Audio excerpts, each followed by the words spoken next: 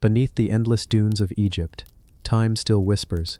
Every stone, every carving, seems to hide a purpose far greater than worship. Temples that hum with unseen energy, chambers that defy logic, and machines of stone built with impossible precision. These aren't just ruins, they're messages, left by a civilization that understood the world in ways we're only beginning to rediscover. So if you believe some mysteries were never meant to stay buried, remember to like, subscribe, and join us. Tom beneath the dunes. Beneath the golden waves of the Egyptian desert, where the wind has sculpted dunes for thousands of years, there lies a tomb that was never meant to be found. The shifting sands conceal countless mysteries, but this one stands apart, a burial so ancient, so untouched, that even time itself seems to have forgotten it existed. The story begins not with treasure hunters or kings, but with the quiet hum of a storm. In the early 2000s, a sandstorm uncovered a strange stone edge protruding from the dunes near an unmarked valley west of the Nile. Archaeologists who followed that lead soon realized they weren't just uncovering another burial chamber, they were stepping into a forgotten chapter of Egypt's origins. The tomb lay buried 30 feet below the surface, sealed with blocks that had resisted the weight of centuries. Inside, the air was stale, the silence overwhelming. The walls were covered in carvings unlike any seen before, symbols half familiar, half foreign, as if written by a civilization caught between memory and myth.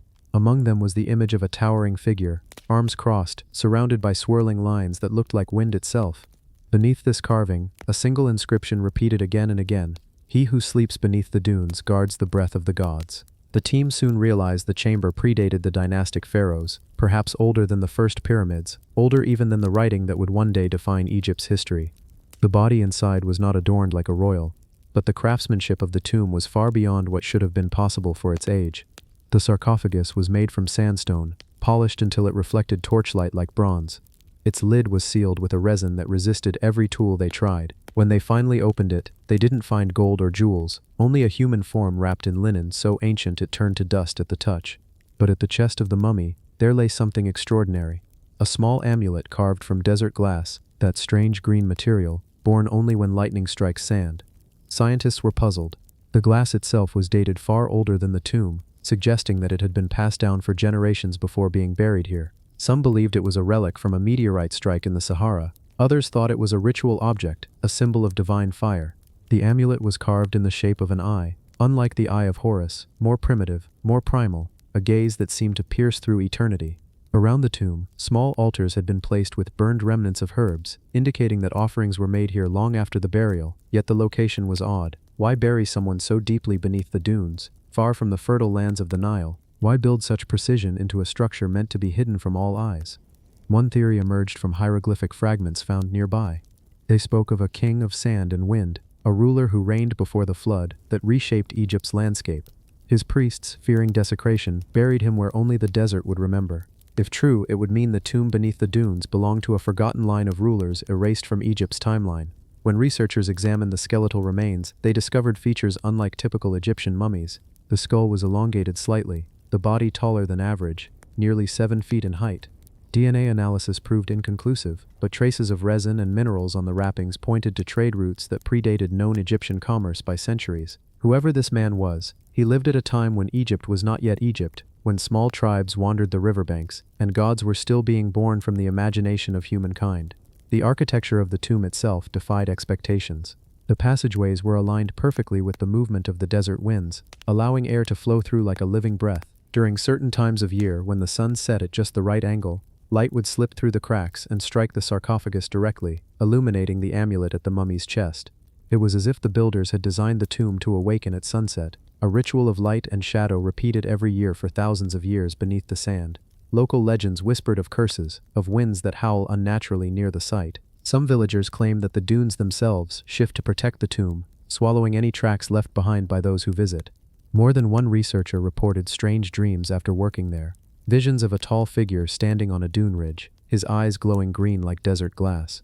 To many it was only coincidence. To others, it was the guardian himself, the one who guards the breath of the gods. Modern excavations continue, though progress is slow. Every layer of sand reveals new fragments that hint at a pre-dynastic belief system centered not on gods of the Nile, but on deities of air and stone, on spirits that lived in storms. The imagery inside the tomb supports this. One wall depicts swirling shapes like whirlwinds, and a great bird made of flame, perhaps a prototype of the later Bennu, the phoenix of Egyptian rebirth. Another panel shows figures holding out their hands to the desert sky, as if calling to something unseen. As researchers mapped the structure, they discovered it wasn't an isolated tomb, it was part of a complex.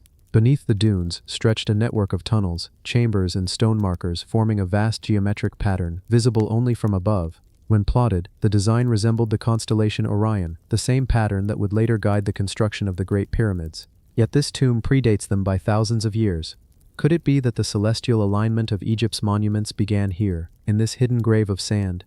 Radiocarbon dating placed the burial around 9000 BCE, nearly 4,000 years before Egypt's first known kings. That date shattered conventional timelines. It implied that someone, long before civilization as we define it, possessed the engineering skill to carve limestone blocks, align tombs to the stars, and preserve the dead in ritualistic precision. It forced archaeologists to ask the unthinkable. Were the roots of Egyptian culture far older than we've ever admitted? Every discovery raised more questions. Microscopic analysis of the sandstone revealed tool marks consistent with copper chisels, tools that shouldn't have existed in that era. The amulet's desert glass, when examined under polarized light, showed inclusions that formed only under temperatures exceeding 1500 degrees Celsius, a condition. Temple of the Crocodile God, Kom-Ombo, Egypt. In the deep heart of Upper Egypt, where the Nile curves like a serpent beneath the desert sun, there rises a temple born from both light and shadow. The locals call it Kom-Ombo, the Temple of the Crocodile God. But this isn't just another ruin carved in stone. It's a shrine that hides two gods, two sides of faith, and one of the strangest partnerships in ancient history. At first glance, Kom-Ombo looks like any other Egyptian temple, towering columns, inscriptions, and hieroglyphs whispering forgotten prayers. But step closer and you'll see something unsettling. Twin sanctuaries mirrored perfectly, one for Horus, the falcon-headed god of the sky, and one for Sobek, the crocodile-headed god of the Nile. Two forces locked in eternal balance, protection and destruction, creation and fear. Legend says this temple wasn't built by human hands alone. It was raised in a time when the Nile ran thicker, when crocodiles ruled the waters like living gods. Farmers and fishermen feared them, yet worshipped them, leaving offerings along the riverbanks, fish, jewelry, even sacrifices to keep Sobek satisfied. For to anger the crocodile god was to risk famine, plague, and the Nile turning red with death. Beneath the limestone floor, priests once kept live crocodiles, bathing them in sacred pools, feeding them from golden dishes, and wrapping their bodies in fine linen after death. Those mummified beasts still rest here, their skin turned to stone, their spirits said to guard the temple still. Imagine it, torches flickering along corridors carved with scales and claws, echoes of chanting priests as they call to Sobek, Master of the deep waters, guard our harvest, protect our lives. The scent of resin fills the air. Outside, the Nile moves quietly, patient, watchful, alive. Kom-Ombo was more than worship, it was fear made sacred. Every stone tells of a civilization that understood something we've forgotten, that nature isn't our servant, it's our equal, and sometimes our predator. But what makes Kom-Ombo truly mysterious isn't just its twin temples, it's what lies beneath them. In 2018, archaeologists uncovered a hidden chamber, sealed for over 2,000 years. Inside, they found crocodile mummies perfectly preserved, some tiny, others massive, each one wrapped like a king. Some were newborns, placed beside offerings of gold and carved ivory teeth. Why so many? Were they sacrifices? Or symbols of a forgotten ritual, one that merged the Nile's life and death into a single, eternal circle? The walls around them show strange carvings, a double god with two heads, one falcon, one crocodile, staring in opposite directions. It's as if the Egyptians were warning us, balance must always be kept. The temple itself hides mathematical perfection. Each chamber aligns with the solstice. When the sun sets in a precise line, its rays split the hall in two, bathing one side in gold and leaving the other in shadow. Day and night, order and chaos, Horus and Sobek. It's a riddle written in stone, a cosmic balance that even the gods feared to break. And yet, something happened here. Deep cracks in the walls, scorch marks along the inner sanctum, and faded hieroglyphs that tell of a sudden silence. One inscription speaks of the night of the dark water, when the Nile withdrew and crocodiles vanished. The priests sealed the pools, the offering stopped, the crocodile god had abandoned his temple. Some believe this was no myth. Geological evidence suggests a period of violent drought when the Nile's level dropped so low that the city of Kom-Ombo nearly died. The people must have thought the god himself had turned against them, but perhaps the opposite is true. Perhaps Sobek was warning them that worship without balance leads to ruin. When greed overtook gratitude, when the Nile's gifts were overused, the river took itself away. The people fled, the temple fell silent, and Sobek's sacred waters turned to dust. Today, under the Egyptian sun, Kom Ombo stands half-ruined but alive. The stone still hums with echoes. Travelers say they can hear a low hissing near the ancient wells at night, like something breathing just beneath the sand. Some archaeologists dismiss it as wind. Others won't go near the pools after dark. In nearby museums, the mummified crocodiles lie in glass cases, their teeth bared in eternal silence. But look closer, and you'll see the detail. Amulets placed in their jaws, symbols of protection, as if the priests believed the beasts would one day wake again. So what was Kom Ombo really? A temple of fear? Or a bridge between man and the wild? A reminder that gods aren't always beautiful, but necessary. The crocodile god represented the duality of life itself, the giver and the taker, the nurturer and the destroyer. Without the crocodile, there was no Nile. Without the Nile, there was no Egypt. Every flood, every harvest, every breath came from the same source that could also end it. That was the true lesson of Kom Ombo, not to conquer nature, but to respect it. And perhaps that's why the temple still stands, not as a ruin, but as a message. A whisper carried across centuries, carved in stone and shadow. Remember what you fear, for it once protected you. So as you listen tonight, think of the Nile's silent waters flowing under the moon, of eyes glimmering just beneath the surface, watching, waiting. The god of the deep still listens. And some say, when the river runs high enough, the reflection of Kom Ombo flickers not as one temple, but two, because the crocodile god never truly left. He's just waiting for the world to remember. If you're fascinated by the mysteries that sleep beneath ancient stone, and you believe some gods never die, then stay close, because the next discovery might surface sooner than you think. And if you haven't already, subscribe before the Nile rises again. The Sonic Chamber of Dendera, Egypt. In the desert heart of Egypt, where the Nile bends toward the horizon and the air itself hums with heat, there stands a temple unlike any other. The Temple of Dendera, a monument to the goddess Hathor, the bringer of music, joy, and rebirth. But buried deep within its limestone walls lies something that defies understanding, a chamber that sings. They call it the Sonic Chamber of Dendera. At first glance it looks ordinary, a narrow, dimly lit room, carved with reliefs of priests and gods. But the moment you step inside, the air changes. Whisper once, and your voice doesn't fade. It circles you. It vibrates. It grows louder, stronger, as if the stone itself is alive and answering back. For centuries, locals avoided it, calling it the room that breathes. But ancient inscriptions suggest something far stranger. This was no ordinary chamber. It was built for sound. Every surface, every curve, every cut, was tuned to amplify human voice. When priests chanted in unison, the vibration filled the entire temple. The resonance was so intense that even the stone pillars seemed to tremble. What they discovered wasn't an echo, it was resonance, perfectly engineered thousands of years before modern acoustics even had a name. Some say the sound wasn't just heard, it was felt, deep in the chest, through bone and blood. The faithful believed it was the voice of Hathor herself, the goddess answering from within the walls. But why build a temple that sings? Why shape stone to vibrate like a living instrument? Ancient texts hint at a secret ritual, one meant to heal the sick, awaken the dead, and connect the living to the divine through vibration. The Egyptians believed sound could open the gates of the unseen. They called it Heka, sacred energy born from the voice. The priests of Dendera were said to master it, chanting in tones that could bend reality itself. Archaeologists once dismissed the legends as myth, but when researchers brought modern equipment into the chamber, the readings were undeniable. Every frequency aligned perfectly to human vocal range. When a single tone is sung, the chamber returns it amplified, richer, deeper, and hauntingly clear. It's like the stone is remembering something, or someone. On the ceiling above, the carvings tell another story, of stars, serpents, and strange shapes that glow like bulbs. Some believe they represent celestial lights. Others claim they depict sound itself, waves and energy passing through the air. The most mysterious is the Dendera light, a relief that shows a bulb-shaped object connected by a wire to a lotus base.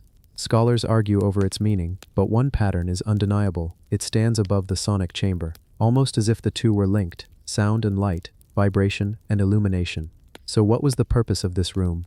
Some say it was used for ritual chanting, the priestesses of Hathor singing through the night to guide the souls of the dead.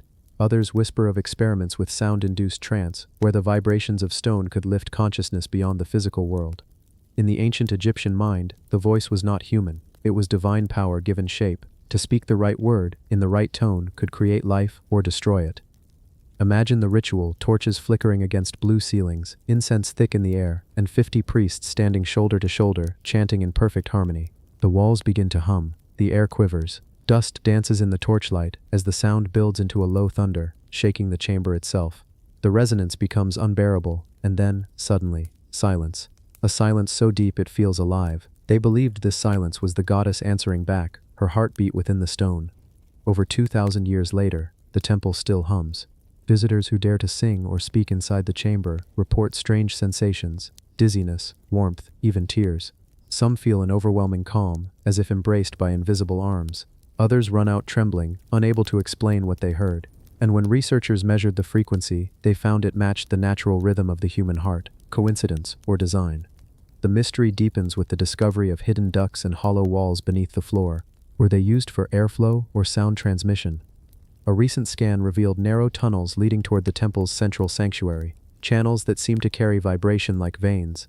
It's as if the entire structure was alive, a resonating instrument built to sing to the gods, and at the very center stands Hathor, goddess of music, love, and rebirth. To the Egyptians, she wasn't just a deity, she was sound itself, the vibration that gave birth to creation. In one inscription, she's called she who hears prayers. In another, she who gives voice to the stone. The priests of Dendera didn't just worship her, they tried to become her, to channel her resonance through their voices, merging human and divine. But every power has its danger.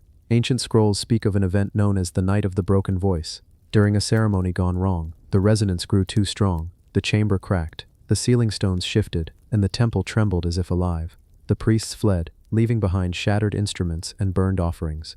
Some say the goddess's voice was too pure for mortal ears. Others believe they had unlocked something cosmic and feared what they'd found.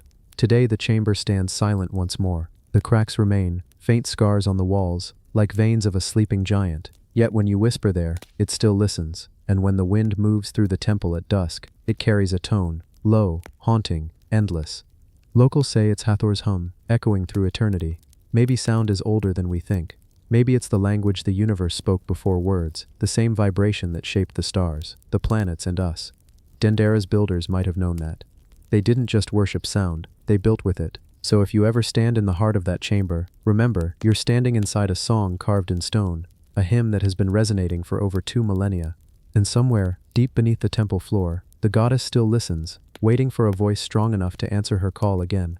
And if you want to keep uncovering the places where stone remembers and echoes of gods still hum through the dark, then stay close, because the next story might just make the walls around you sing. And don't forget to subscribe before the silence begins to listen back. The Pyramid Pressure Valve Theory. For centuries, the Great Pyramid of Giza has watched over the desert like a sleeping titan, its limestone bones glowing gold beneath the Egyptian sun. Millions of blocks, each cut with impossible precision, stacked so perfectly that modern engineers still struggle to explain how. But inside those blocks, hidden within narrow shafts and sealed chambers, lies a design so complex that some researchers now believe the pyramid wasn't just a tomb, it was alive. A machine of stone. A pressure system. A heartbeat carved into the desert itself. The pyramid pressure valve theory begins with what no one can ignore, the king's chamber. A vast granite room at the pyramid's core, enclosed by massive slabs weighing up to 70 tons each. Above it sit 5 smaller chambers, stacked like secret lungs, lined with red granite beams. For years, Egyptologists called them relieving chambers, meant to lighten the weight of the stone above. But what if they did something else? What if they weren't for weight, but for pressure? When modern sensors were lowered into the shafts, they found something strange: resonant frequencies, vibrations, as if the stone itself were responding. The walls hum, not randomly, but at specific tones, harmonizing through the internal corridors. Some engineers believe the pyramid could have been designed to regulate internal air and water pressure, functioning as a massive geomechanical system. In other words, a machine that breathed. Hidden below the structure lies another mystery: the subterranean chamber. It's rough, unfinished, and eerily damp. Channels carved into the rock lead upward toward the grand gallery, a long, sloping corridor whose shape resembles a tuning fork. When sound is made inside it, even a whisper, the echo seems to travel endlessly. The acoustics are perfect for resonance, not ritual, and when combined with the slanted shafts that lead outward, some theorists suggest it formed a kind of hydraulic system, with water pressure pushing against trapped air to create vibration, a natural pulse. Ancient texts called the pyramids houses of energy. The Egyptians spoke of Ka, the vital force that sustained life. They built statues to hold it, temples to channel it, and pyramids to preserve it. The pressure valve theory suggests they may have done more than preserve life. They may have engineered a system that imitated. The shafts acted like arteries, the chambers like lungs, As air and possibly water moved through them, pressure built and released, maintaining stability, just as the human body regulates its own flow. Deep inside, the granite blocks of the king's chamber resonate to a frequency near 440 Hz, the same as the tuning note for modern A. Was that coincidence? Or did the builders know that certain vibrations could alter matter? When sound waves are strong enough, they can cause liquids to move, gases to compress, and even create light, a phenomenon called sonoluminescence. Some researchers whisper that the pyramid may once have glowed from within. There are ancient records of lights appearing over Giza, flames that never burned, a radiance seen from miles away. Priests claimed it was the breath of Ra flowing through stone, but if the pyramid acted as a massive pressure regulator, then internal gases, heat, and vibration could indeed have produced a visible glow. It wasn't magic, it was physics we forgot. Modern engineers analyzing the internal geometry found that every major passage aligns to distribute stress evenly, as though the pyramid was designed to move. Minute expansions caused by temperature and internal air pressure allow the granite to flex, breathing in the desert heat. The relieving chambers absorb the motion like valves, preventing collapse. It's a living structure, one that expands by day and contracts by night.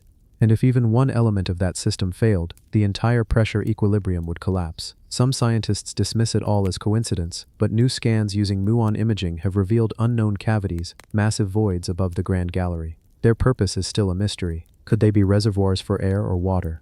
Part of a pressure cycle that kept the pyramid stable for thousands of years? Or were they part of something bigger? A mechanism that once pulsed in harmony with the earth itself? The ancient priests of Heliopolis wrote that the Great Pyramid was the place where the world was begun anew.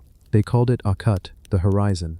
To them, it wasn't just a monument, it was a generator of life force, a regulator between earth and sky. And if that's true, then every block was a component, every chamber a circuit, every shaft a vein of energy flowing between the physical and the divine. Imagine it. The year 2500 BC. The Nile floods the valley. Water channels beneath the pyramid fill, pressure builds within the hidden chambers, and as priests chant within the king's chamber, the entire structure hums like a massive resonator. A low frequency thrums through the stone. It feels alive. Some say the builders weren't just constructing a tomb, they were building a replica of the universe itself, a machine that captured the heartbeat of creation. Over 4,000 years later, the pyramid still stands. Its shafts still align perfectly to the stars. Its chambers still hold air pressure differentials. And every so often, when wind moves through the cracks, the stone whispers, a low, almost human sound that travels down the corridors like a breath from the past, a heartbeat that never stopped. Perhaps the Great Pyramid was never meant to be opened. Perhaps it was meant to keep breathing quietly beneath the desert sun, a pressure engine still balancing forces we barely understand. Because sometimes what we call a tomb might be something else entirely, a machine designed to outlive its makers, waiting for someone to listen closely enough to hear its pulse again. And if you want to keep uncovering the ancient machines hidden beneath sand and stone, then don't just watch, listen, because the next discovery might not just change what we know about Egypt, it might change what we know about life itself. And before the desert breathes again, hit subscribe because some stories are about to wake up. The crystal capacitor of Heliopolis. In the sun-scorched ruins of ancient Heliopolis, once the beating heart of Egypt's solar cult, there lies a mystery that has defied explanation for more than a century. Amid fragments of temples and the scattered remains of colossal obelisks, archaeologists uncovered a small, translucent object, unlike anything else from the Old Kingdom. It shimmered faintly even under the desert sun, a piece of carved quartz shaped into an intricate geometric form that scholars later called the crystal capacitor of Heliopolis. To the untrained eye, it was simply a relic, a work of art, perhaps an offering to Ra, the sun god. But to others, it was something more, something far ahead of its time. The object's facets were carved with precision, impossible to achieve with the copper tools known to have existed in that era. Its inner lattice seemed to have been engineered, not merely sculpted, suggesting an understanding of light, resonance, and material structure that wouldn't reappear on Earth for millennia. Heliopolis, known in ancient Egyptian as Ayunu, the Pillar City, was the birthplace of solar worship. Every stone, every corridor, every shrine within its sacred precinct was built to honor the cycle of the sun's birth and death. It was here that the priests of Ra and Atum developed one of the world's first cosmologies, linking light, creation, and divine power into a single eternal equation. The crystal capacitor, unearthed in the ruins of what may have been the temple's central altar, appears to have been designed to harness those very forces. Modern researchers, using microscopic imaging, discovered that the inner grooves of the crystal form a repeating spiral pattern, a structure known today to amplify piezoelectric charge when pressure or vibration is applied. In other words, the crystal could have converted mechanical energy, sound, or even heat from the sun into a subtle electrical field. If true, that means the priests of Heliopolis may have built not just temples to worship the sun, but instruments to interact with it. The idea sounds absurd, an ancient solar capacitor, thousands of years before electricity was even defined. Yet the more researchers study the artifact, the stranger it becomes. The quartz appears to have been sourced from Aswan, hundreds of kilometers to the south, yet refined using techniques unknown to any other workshop of the era. Its surface contains microscopic traces of gold and copper, metals known for their conductive properties, and the object's placement within a network of narrow chambers aligns precisely with shafts that catch the first rays of dawn. One theory suggests that during sunrise rituals, when beams of light penetrated the sanctum, the crystal would glow faintly, as if coming to life. Some hypothesize it acted as a resonator, a spiritual device meant to connect priests to the divine through harmonic sound and electromagnetic vibration. Others take a more radical view, that the ancient Egyptians, through generations of observation, discovered natural electrical phenomena and encoded them into their rituals, embedding science within spirituality. Heliopolis was more than a city of worship. It was a laboratory of belief. The priests of Ra studied astronomy with mathematical precision, tracking the solstices, mapping star positions, and measuring the solar zenith to define time itself. It's here the concept of the Benben stone emerged, the sacred capstone said to channel the creative spark of the universe. Could the crystal capacitor have been a microcosm of that same power, a symbolic, or perhaps functional, representation of divine energy stored within matter?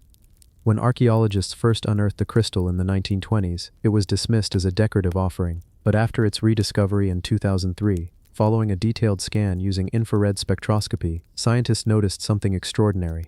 The internal crystalline alignment had been altered, not randomly, but deliberately. Certain layers had been heat-treated to create areas of increased dielectric strength. In modern terms, this process is used in the creation of capacitors, devices that store and release energy. For an ancient artifact, that's not just improbable, it's impossible. And yet the ancients of Heliopolis were obsessed with capturing the light of the sun, not just metaphorically, but literally. The temple's main axis was aligned so precisely that at dawn on the solstice, sunlight traveled directly through its halls to illuminate the sacred altar. Imagine, for a moment, that on that morning, the beam struck the crystal, its structure humming faintly, charged by sound, heat, and intent. In that instant, the priests would have witnessed the merging of heaven and earth, matter and energy, God and man. Legends from the period speak of stones that sang, and lights that burned without flame. Later Greek visitors wrote of solar fire contained within the relics of Heliopolis, guarded by priests who could summon Ra's voice from within the crystal. Were these poetic metaphors, or distorted memories of lost knowledge? The destruction of Heliopolis came slowly. Over the centuries, earthquakes, looters and floods reduced its temples to rubble. Many of its stones were taken to build Cairo, but some relics remained buried beneath the sand, shielded by time. Among them fragments of quartz, obsidian, and electrum, all materials known to interact with light and vibration. Recent excavations have even revealed traces of mercury in subterranean channels, reminiscent of strange reservoirs found beneath other ancient structures across the world, from Teotihuacan in Mexico to the tomb of the first emperor in China. Were these civilizations experimenting with something more than symbolic worship? Did they share a forgotten science, a knowledge of energy, frequency, and resonance that has vanished from our history books? Even now, the crystal capacitor's true purpose remains elusive. Attempts to replicate its properties in laboratories have yielded perplexing results. When subjected to controlled vibration at low frequencies, the replica generates weak but measurable electromagnetic pulses. The phenomenon, while explainable through physics, raises one unsettling question: how did an ancient civilization achieve this without modern instruments? Some Egyptologists caution against overinterpretation. To them, the object is a masterpiece of craftsmanship, not technology. They argue that the ancients' genius lay in their symbolic understanding of the universe, not in electrical engineering. And yet, when you stand in the ruins of Heliopolis as dawn breaks, when the light hits the ancient stones just as it did thousands of years ago, it's hard not to feel that they knew something profound about the relationship between energy, matter, and divinity. In the end, the crystal capacitor of Heliopolis may never reveal its full secret. Perhaps it was a sacred tool, perhaps an ancient experiment, or perhaps a message left for those who would one day understand. But one thing is certain: the people of Heliopolis were not primitive sun worshippers. They were scientists of the sacred, engineers of eternity, who saw light not as a metaphor, but as the living essence of creation itself. And as the sun rises over the ruins once more, that small carved crystal, quiet, perfect and enduring, reminds us that the line between myth and science has always been thinner than we think. The hydraulic temple of Ifor. Deep in the desert along the west bank of the Nile stands one of Egypt's best preserved and most enigmatic sanctuaries, the Temple of Ifor. To tourists, it's a monument to Horus, the falcon-headed god of the sky. To archaeologists, it's a treasure chest of inscriptions and reliefs that illuminate the spiritual life of the Ptolemaic era. But to a small circle of engineers and researchers, Ifu hides something far more startling, evidence of an ancient, forgotten mastery of hydraulic engineering, a temple that didn't just symbolize water's divine power, but used it in ways we're only beginning to understand. When you approach Ifu at dawn, the temple rises like a mirage. Massive pylons tower above the desert plain, their surfaces carved with scenes of cosmic struggle, Horus striking down the serpent of chaos. But beneath the iconography and myth lies something physical, mechanical, and deeply intentional. Hidden below the temple floor, archaeologists discovered a network of narrow channels, sealed chambers, and perfectly leveled basins, not unlike a modern hydraulic system. They were not decorative, they were functional, and they were ancient. According to Egypt's temple inscriptions, Edfu was built upon the first mound, the place where the world itself was said to have risen from the primeval waters of Nun, the ocean of creation. Every part of the structure was designed to embody this myth. But what if it wasn't only symbolic? What if the architects of Edfu designed their temple to actually move water, to channel it, control it, and harness its pressure, just as nature did at the dawn of time? The first clues came in the late 1990s, when a team mapping the underground foundation of the temple using ground-penetrating radar found a labyrinth of ducts and shafts that extended far beneath the visible floor plan. Some of them were perfectly cylindrical, others sloped gently downward, and several connected to what appeared to be sealed stone basins lined with a strange, resin-like coating. The discovery raised questions no one could easily answer. The builders of Edfu had no need for plumbing in the way we understand it. There were no baths or fountains here. Yet the channels showed signs of repeated water flow, smooth erosion, mineral deposits, and residue consistent with high water pressure. When samples were analyzed, traces of Nile silt mixed with lime and crystalline quartz dust were found, suggesting that the water moving through these systems had been refined or filtered before it entered the temple. Even more intriguing were the patterns of wear found on the floors of certain ritual chambers.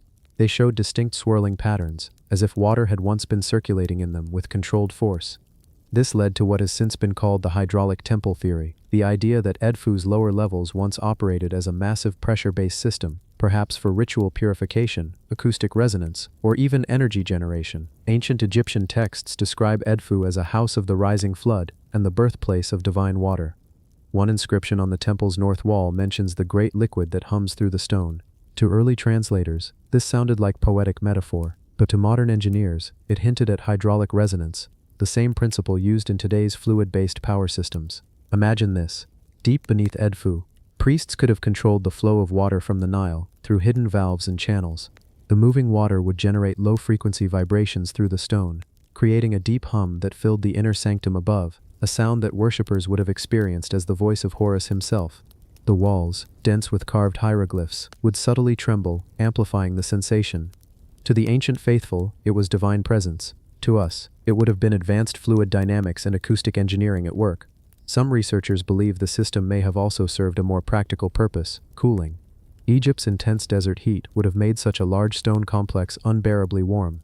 Circulating water through subfloor channels could have stabilized the temperature, much like how modern radiant cooling systems work. The constant presence of moisture would also have enhanced the temple's acoustics, deepening the echoing chants during ceremonies. But not everyone agrees. Many Egyptologists dismiss the idea of ancient hydraulics as fringe speculation. To them, the underground channels were simply symbolic, representations of the mythical waters of creation. Yet several features at Edfu resist that explanation. For example, a sealed chamber beneath the sanctuary was found to contain two parallel channels carved with precise gradient slopes, each descending exactly 1.6 centimeters per meter, consistent with controlled water flow. That level of engineering precision, achieved thousands of years ago, implies measurement and intention far beyond symbolic artistry. Even more striking is the resonance chamber, a vaulted stone hall located deep in the temple's foundation. Its walls are coated in a mixture of gypsum and natron, materials known for their sound-reflective and waterproof qualities. When archaeologists attempted to recreate chants within the chamber, they discovered that certain frequencies, particularly those corresponding to the traditional temple hymns,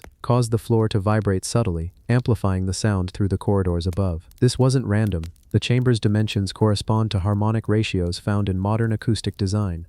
In other words, the builders of Egypt may have understood how water and sound interact, how vibration travels through liquid and stone, and used that knowledge to create a living, breathing structure that spoke back to its worshippers. The temple's orientation adds another layer of mystery. It's aligned not only to the bronze code tablets of Memphis.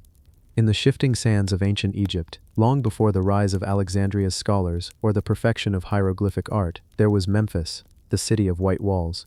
It was here, in the oldest capital of the ancient world, that legend says the gods themselves once taught men how to record the secrets of the universe. Beneath its ruined temples and crumbling necropolises, archaeologists uncovered something that has baffled historians, engineers, and linguists for decades: a set of metallic tablets, cast not from gold or copper, but a unique alloy of bronze, unlike any other known from the ancient world. They became known as the Bronze Code Tablets of Memphis. Each one is no larger than a man's forearm, yet together they seem to form a coded system, symbols etched with microscopic precision, and surfaces polished to a mirror-like finish. When they were first found, their gleam had not faded. Even after thousands of years buried beneath the Nile silt, the tablets resisted corrosion. They shone as if forged yesterday. The mystery deepened when analysis revealed that the alloy was not simple bronze. It contained trace elements, nickel, tin, and even vanadium, in ratios far too precise to have been created by the primitive furnaces of Egypt's early dynastic period. Whoever crafted them had knowledge of metallurgy at least 2,000 years ahead of its time. And yet the tablets were found in the ruins of a shrine dedicated to Pia, the god of craftsmen, architects, and creation itself. The inscriptions at first seemed random, a fusion of hieroglyphs, cuneiform-like wedges, and geometric patterns. But when exposed to light, the engravings refracted subtle hues, as if the grooves were designed to interact with illumination in some deliberate way. Some researchers from Cairo University noticed that when sunlight struck the surface at certain angles, the symbols aligned into patterns resembling constellations. Others suggested the engravings functioned as a kind of mechanical code, or even an early form of binary notation. The deeper they looked, the stranger it became. The excavation records from the 1930s tell a story that sounds almost like fiction. The tablets were discovered sealed within a basalt chest beneath the floor of what was once called the Temple of the Hidden Word. According to surviving fragments of papyrus, this chamber was off-limits to all but the keepers of the code, a priestly order said to maintain divine instruments that translated the language of the gods into forms men could understand. When the archaeologists pried open the chest, they expected scrolls, idols, or funerary relics. Instead, they found metal plates stacked with almost obsessive precision, each separated by thin sheets of calcite crystal. When they lifted the first tablet, it emitted a faint hum, dismissed at first as the sound of sand shifting, but later noticed by others who described it as a subtle vibration that could be felt through the fingertips. Whether it was a reaction to temperature, resonance, or something unknown, it was never fully explained. As word spread, the Egyptian Antiquities Service restricted access to the tablets. Scholars who had seen them described strange energy readings. Some claimed that when held near one another, the tablets slightly repelled, as if charged with magnetism. This was centuries before anyone in Memphis could have understood the concept of electromagnetism.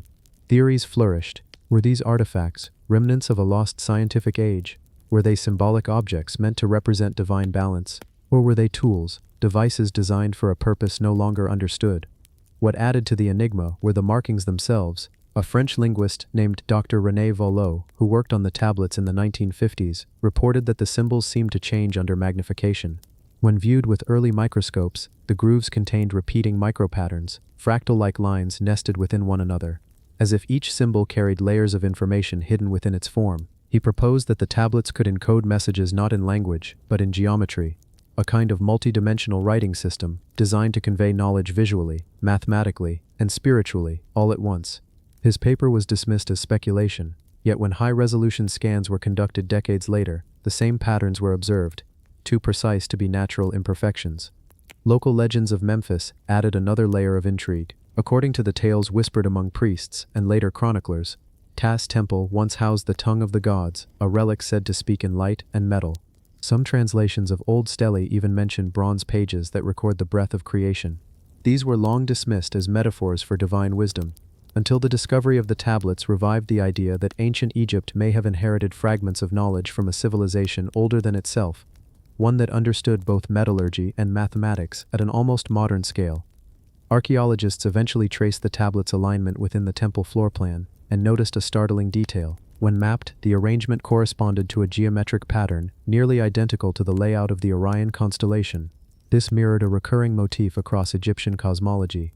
the belief that the gods descended from the stars, and that temples were built as reflections of the heavens. If this alignment was intentional, it would mean the tablets were not merely inscribed objects but components of a much larger cosmological device, perhaps even an ancient form of star chart or calendar system that encoded celestial cycles across thousands of years. But what of their function? Some researchers believe the bronze code tablets might have served as ritual instruments, physical conduits between priest and deity. Others have proposed far more unconventional theories. One engineer, examining their precise measurements and metal composition, suggested the tablets could have acted as capacitors, storing static charges in the dry Egyptian air, the obsidian mirror network of Thebes. They say light was sacred in ancient Egypt, the very essence of the gods themselves. The sun was life, order, and divine truth. But hidden deep beneath the sands of Thebes, archaeologists uncovered something that challenged everything we thought we knew about how the ancients understood light.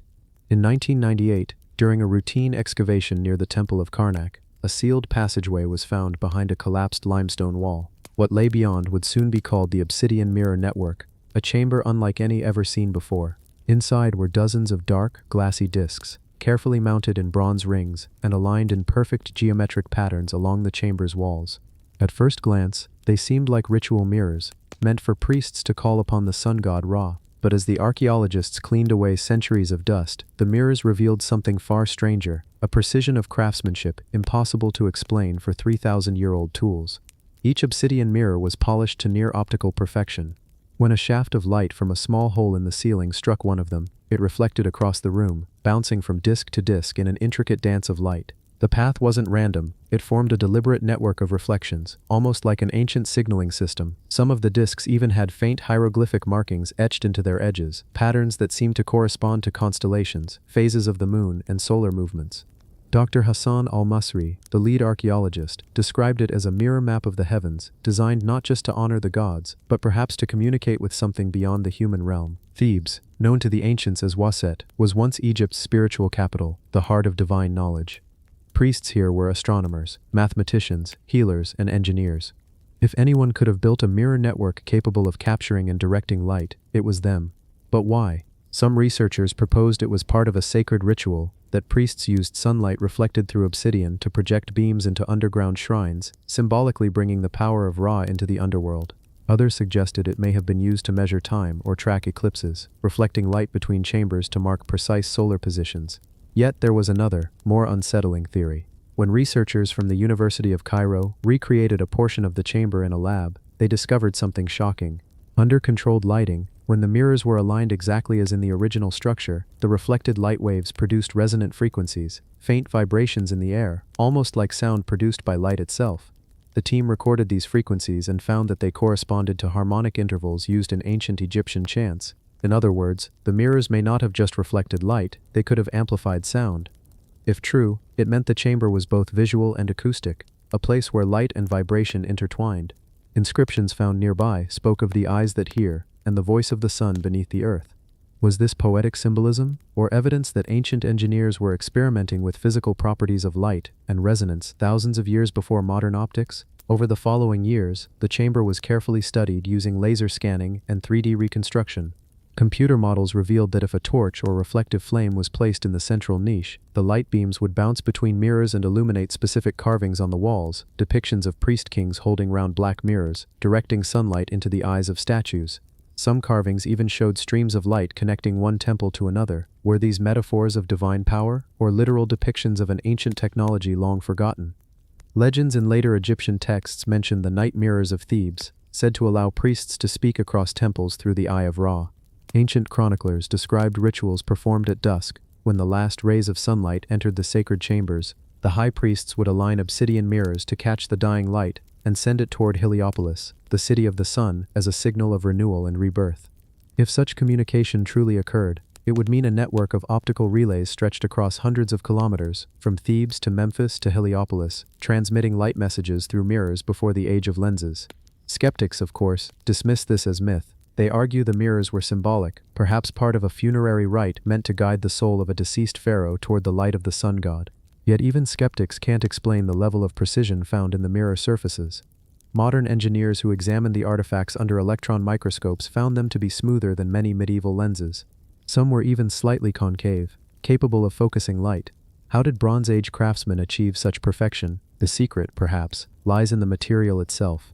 Obsidian, volcanic glass, forms naturally when lava cools rapidly. When polished correctly, it becomes a flawless mirror. Ancient Egyptians imported obsidian from Ethiopia and Anatolia, considering it sacred, the stone of seeing. In mythology, it was said to trap shadows, allowing priests to see through the veil of death. Combined with sunlight, it symbolized the unity of darkness and light, life and death, seen and unseen. But recent discoveries added a final twist. In 2019, a small obsidian fragment found near the main chamber contained traces of gold and quartz fused into its surface, as if exposed to intense heat or energy. Some researchers speculate that during rituals the priests might have used chemical lamps or burning oils to generate focused beams of light, turning the entire mirror network into a radiant spectacle within the dark temple halls. Witnesses of such an event might have believed they were truly standing in the presence of divine power. Standing today in the silence of that chamber, the Vimana glyphs of Abydos. There are carvings in Egypt that shouldn't exist, symbols that seem too modern, too advanced, and yet they were carved more than 3,000 years ago.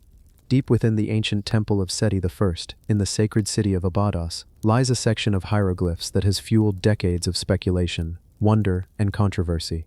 To most tourists, it's just another chamber of faded carvings, but to a few who look closer, the wall seems to whisper a different story, one that blurs the line between history and myth. It began in the 1990s, when photographs of a ceiling panel in Abydos began circulating among researchers and alternative historians. The panel showed what appeared to be carvings of flying craft, one shaped like a modern helicopter, another like a submarine, and even one resembling a futuristic jet. Egyptologists dismissed it immediately as a coincidence, a case of overlapping hieroglyphs that happened by chance when ancient carvings were recut centuries later.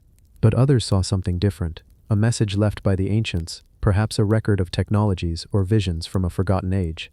Abydos was not just any city, it was one of Egypt's most sacred sites, the spiritual center of Osiris worship, the god of resurrection and cosmic order. Pharaohs were buried nearby, believing that Abydos was the gateway to the afterlife itself. Every inscription, every wall was carved with ritual precision. So why would such a place display images that look like flying machines? When archaeologists examined the panel up close, they confirmed that the carvings did indeed result from palimpsest, a layering of text where one inscription was carved over another. Over time, the plaster between the two eroded, revealing strange shapes that happened to resemble modern aircraft. Case closed, or so it seemed. But the more the glyphs were studied, the less that explanation satisfied everyone. The shapes were too precise, too deliberate. The helicopter had clear rotors, a tail, and even landing skids. The jet displayed an aerodynamic nose and wings. These weren't vague patterns, they looked engineered. Independent researchers began connecting the images to ancient texts, Sanskrit scriptures from India that described flying craft known as vimanas. These celestial chariots were said to travel through the sky, powered by light, mercury, and sound. Some writings even claimed they could travel between worlds. What startled many was how closely these tales paralleled the Abydos carvings. Two civilizations separated by thousands of kilometers, yet seemingly speaking of the same thing, flying craft of divine origin. Could it be that the Egyptians, like the ancient Indians, preserved memories of advanced technology or encounters with something beyond human understanding? One theory suggests that the Vimana glyphs are symbolic, that they represent the barks of the gods, celestial boats that carried divine beings across the heavens. The Egyptians often depicted these in stylized forms, long bodies, curved fronts, wings of light. But why then do the Abydos carvings differ so drastically from other known depictions? Why there, on that ceiling, hidden in the temple of a pharaoh who ruled during the height of Egypt's engineering mastery? To understand that, we must step back into the reign of Seti I, a warrior pharaoh, a builder, and a man obsessed with the past. His temple at Abydos wasn't just another monument, it was a library of history. On its walls, Seti had inscribed a complete lineage of kings, stretching back into myth. Among them were names of the Shemsu-Hor, the followers of Horus, who ruled before the first dynasties, in a time when the gods themselves were said to walk the earth. Some researchers believe the temple was more than a place of worship. It was a preservation chamber, a vault of knowledge carried from a lost epoch. If true, the strange glyphs might not depict literal machines, but memories, visual echoes of technologies that once existed, reinterpreted by artists who no longer understood their purpose. Modern-day archaeologists who have scanned the Abydos temple with multispectral imaging discovered faint traces of pigments and lines beneath the visible carvings.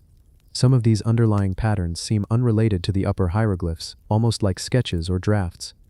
What if the ancient artisans were copying older symbols, handed down from a forgotten source? And then there's the question of energy. The Temple of Seti I, like many Egyptian monuments, is aligned to celestial patterns with uncanny accuracy. The layout corresponds to the path of the Milky Way, and its subterranean chambers resonate at specific frequencies when sound is produced within.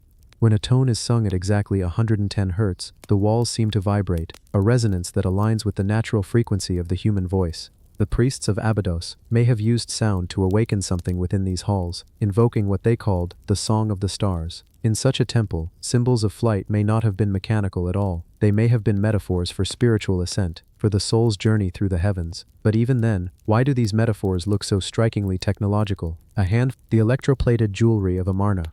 In the heart of Egypt's desert plain, the city of Amarna rose and fell in a single generation, a city built for one god, by one of history's most mysterious pharaohs, Akhenaten. His reign defied every tradition, his art rewrote every rule, and his obsession with the sun disk, the Aten, reshaped Egypt's very soul. But what archaeologists found buried among Amarna's ruins challenges not just religion or art, but science itself, because deep inside the workshops of Akhenaten's sacred city, they discovered jewelry that should not exist. Necklaces and amulets coated in layers of precious metal so thin, so uniform, that modern scientists call it electroplating, a technique that, according to history, wasn't invented until over 2,000 years later. At first glance, the artifacts seemed ordinary, delicate pendants, scarabs, and rings fashioned in gold and silver. But under a microscope, something unusual emerged. The metallic surface wasn't hammered or fused. It was bonded in a smooth, even layer, thinner than a strand of human hair. Metallurgists were stunned. There were no tool marks, no signs of heating, and no evidence of mechanical polishing. The finish looked electrical. So how could a civilization from 1350 BCE achieve something that required electric current, centuries before batteries or wires were even imagined? The answer might lie in Amarna's strange birth. Akhenaten's city was built from nothing, a vision carved straight from desert cliffs in less than a decade. Here, every craftsman was hand-picked. Goldsmiths, jewelers, glassmakers, and stonecutters were summoned from across Egypt, perhaps even beyond. Amarna wasn't just a capital, it was a laboratory of divine expression. One workshop unearthed by archaeologists revealed traces of a mysterious black residue inside ceramic jars, a mixture containing copper oxide, bitumen, and traces of acidic compounds. Some scientists believe this could have been part of an unknown plating process, a primitive form of electrochemical gilding. Others, however, argue it's impossible. They say there's no evidence of wires, batteries, or energy sources anywhere in Amarna. But a few alternative historians draw a parallel to another artifact found far from Egypt, the so-called Baghdad battery, a 2,000-year-old clay jar capable of producing a mild electric charge when filled with vinegar and copper. Could such principles have been discovered earlier, and in Egypt? When examined under X-ray fluorescence, some Amarna jewelry revealed a thin sublayer of silver beneath the gold, a detail that shouldn't occur in natural gilding. The pattern suggests a deliberate chemical or electrical process, used to bond different metals at the molecular level. In modern labs, that's precisely how electroplating works. But how could Akhenaten's artisans have known such a technique? To understand, we must look at the man who built Amarna. Akhenaten wasn't just a pharaoh, he was a revolutionary thinker. He abandoned Egypt's ancient gods, declared the sun itself divine, and preached that light was the purest expression of creation. In his art, humans are bathed in golden rays that end in tiny hands, offering life. What if his spiritual obsession with light extended into material science, the manipulation of metal, reflection, and brilliance? It's possible that Amarna's electroplated jewelry wasn't born from lost technology, but from lost chemistry. Egyptians were masters of experimentation. They worked with acids from fermented wine, salts from natron, and natural electricity from the desert's charged air. In such an environment, even accidental electrochemical reactions could occur, enough to deposit microscopic layers of gold onto copper or bronze. Yet there's another layer to this mystery. Among the treasures found at Amarna was a peculiar amulet depicting the Aten sun disk, surrounded by rays that seemed to connect to metal rods held by tiny figures, possibly artisans. Some fringe researchers believe this could depict not a spiritual, but a practical ritual, a ceremony involving light, metal, and charge. To them, it's evidence that the priests of Amarna experimented with divine energy, harnessing sunlight or chemical power to mimic the god's radiance in gold. Skeptics dismiss such claims as fantasy, pointing out that no true electrical artifacts, like conductors or batteries, have been found. But the workmanship remains undeniable. Even modern jewelers admit that reproducing some Amarna pieces with such precision, using only hand tools and heat, would be extraordinarily difficult. So what if Amarna's artisans weren't working with literal electricity, but with a lost understanding of electrochemistry? Ancient texts speak of gold waters and divine baths, where metal objects were purified. In one fragment from a Theban tomb, a scribe describes immersing a copper figure into a bath of the Aten's breath to make it shine as the sun.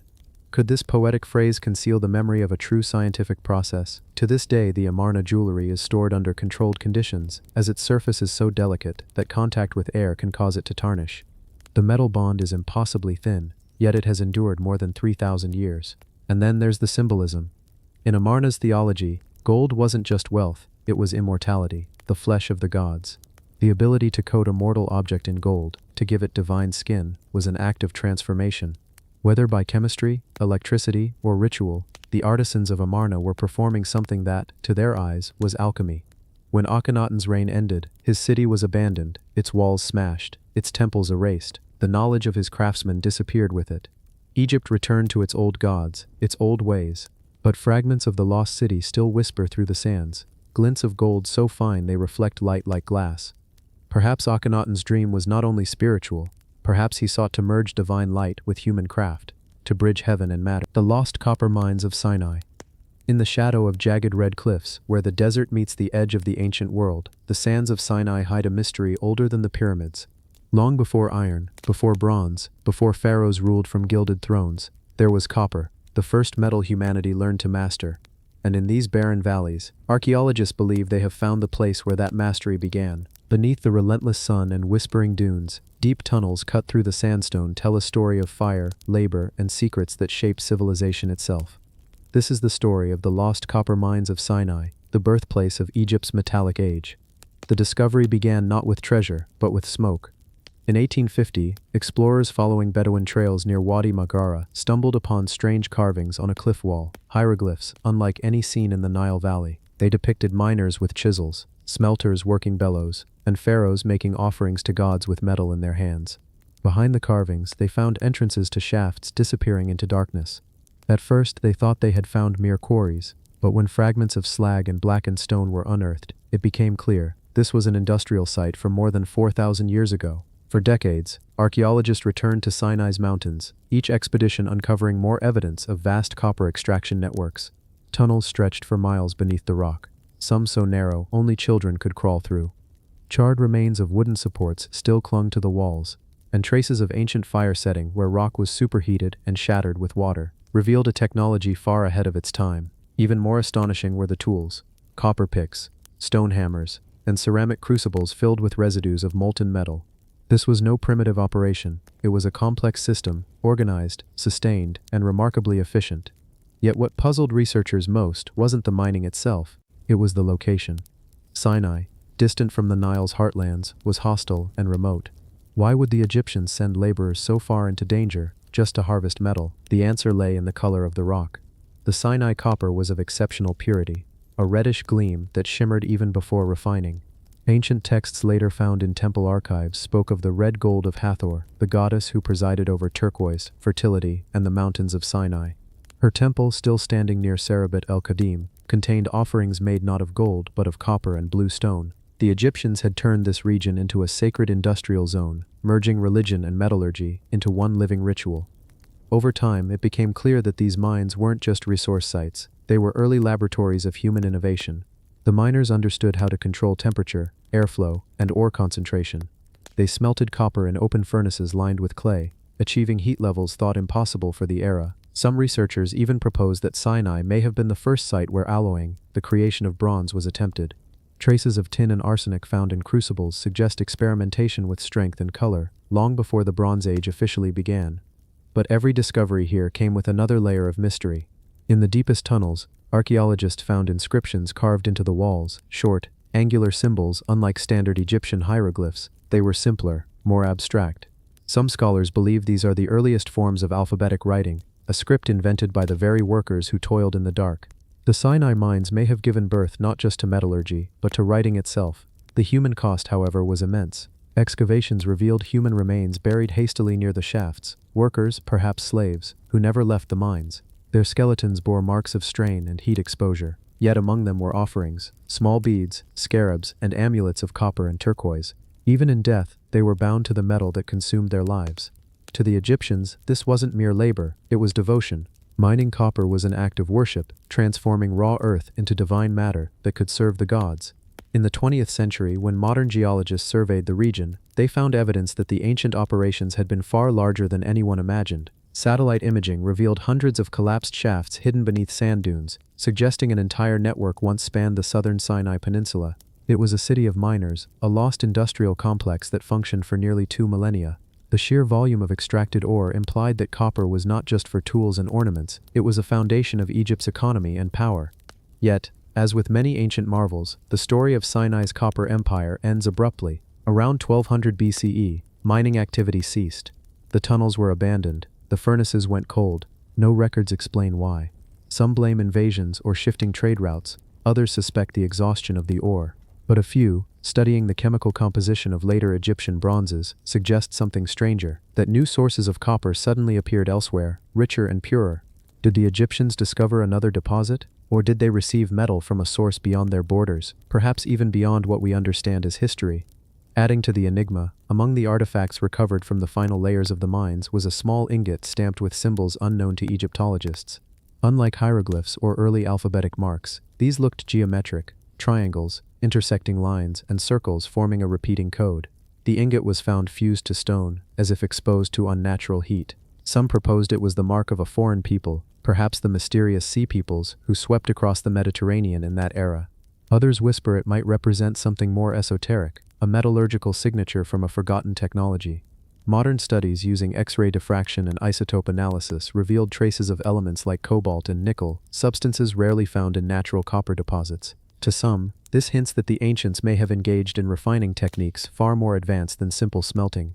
Could they have experimented with electrical conductivity, early plating, or even energy storage?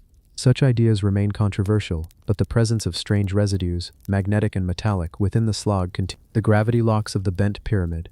They called it a mistake. For centuries, every textbook, every Egyptology lecture, described the bent pyramid of Sneferu as an error, a flawed design from an ambitious king who changed his mind halfway through construction. But what if it wasn't a mistake at all? What if that strange angle shift, the sloping bend that makes the pyramid look almost alive, was the signature of an ancient technology so refined that even today we can barely understand it? Beneath the sand of Dashur, the air is dry and humming with silence. The wind sweeps over limestone blocks laid more than 46 centuries ago, each one cut and fitted with impossible precision. The outer casing still gleams faintly in the sun, a rare survivor of time. Tourists who stand before it see a curiosity. Engineers who study it see a riddle of weight and motion. But to the ancient builders, this monument may have been something else entirely. A machine built from stone, using gravity itself as its heartbeat. When researchers first entered the lower chambers of the bent pyramid with modern instruments, they found that the interior felt different from other pyramids. The echo of their voices wasn't random, it had rhythm, like a tuned chamber. The walls weren't simply stacked, they were interlocked in a stepped pattern, designed to shift and tighten as the structure settled. Over centuries, as the millions of tons above pressed downward, the lower stones compressed into perfect alignment. Every joint grew tighter, every angle became more exact. This was not collapse, it was evolution. The pyramid was locking itself together. Ancient engineers had discovered a way to make a structure that improved with time, not degraded. Some began calling these interlocking systems gravity locks, a term that seemed absurd at first. But once models were built and pressure tests performed, the pattern made sense. When the top layers bore down, the energy was transferred along the angles of the bend, forcing the lower joints to seal. The entire pyramid worked as a single stabilizing system, weight feeding balance, pressure feeding permanence. What we once called a mistake might instead be the earliest known experiment in self-regulating architecture. To understand this, we have to return to the reign of Pharaoh Sneferu, the visionary who ruled Egypt at the dawn of the 4th dynasty. He was not content with ordinary tombs, he wanted to touch the sky. Sneferu's engineers built 3 great pyramids, the Medum, the Bent, and finally, the Red Pyramid. Most scholars say they were practice attempts, each correcting the flaws of the last. But a new school of thought suggests something else. They were sequential prototypes, a progression in a grand design of geometric experimentation. The bent pyramid's changing angle may have been intentional, a test of how weight could be distributed to achieve the most stable core. In 2019, a team of structural archaeologists used seismic mapping and discovered that certain internal chambers had shifted minutely, but in mathematically predictable ways. The pyramid's internal stress lines had not fractured, they had settled precisely toward the structure's natural center of gravity. That cannot be coincidence. No random builder could have predicted how limestone, mortar, and air pressure would behave under thousands of tons of stone for thousands of years. That is the work of an engineer who understood the language of gravity. But how could ancient builders, armed only with copper tools, achieve that? In one hidden niche, explorers found fragments of copper plates fused into joints. Laboratory tests showed that they had once been part of a mechanism inserted between stones, possibly to measure vibration or thermal change. Some archaeologists believe these were remnants of ancient stress gauges, primitive yet functional, proof that Egyptian builders were studying how weight moved through stone. Others believe they served a ritual purpose, meant to tune the pyramid, channeling the Earth's natural energy. The deeper the team went, the more anomalies they found. Certain corridors hummed faintly when struck, others carried sound like pipes. At precise locations, the walls resonated at frequencies between 50 and 60 Hz, frequencies that can interact with the human brain's perception of balance and emotion. Coincidence? Or did the builders design a space that communicated not through words but vibration, a chamber that taught by resonance? The very angle of the pyramid's bend from 54 degrees to 43 may hold the answer. Modern engineers studying it discovered that this shift redirects downward force outward, distributing stress evenly across the core. The pyramid's own weight becomes its support. This is not an error. It's a controlled transformation. Imagine a massive stone lung, breathing slowly through centuries, compressing, expanding, sealing itself tighter with every breath of time. Outside, in the open desert, the bent pyramid stands like a frozen wave. The casing stones still intact, shimmer white against the sun, making it the most preserved pyramid in all of Egypt. Inside, it's a labyrinth of ramps and shafts, each aligned with a specific star in the ancient night sky. Sneferu's architects may have used the heavens not just for worship, but for calibration, measuring how the earth itself flexed under pressure, building with a knowledge that bridged stone and starlight. The idea of gravity locks grew stronger when a French engineer compared the pyramid's load distribution to that of modern earthquake-resistant buildings. The resemblance was uncanny. The bent pyramid was behaving like a damped oscillator, a structure designed to absorb vibration. That would explain why, despite thousands of years of earthquakes, it still stands nearly perfect while others have collapsed.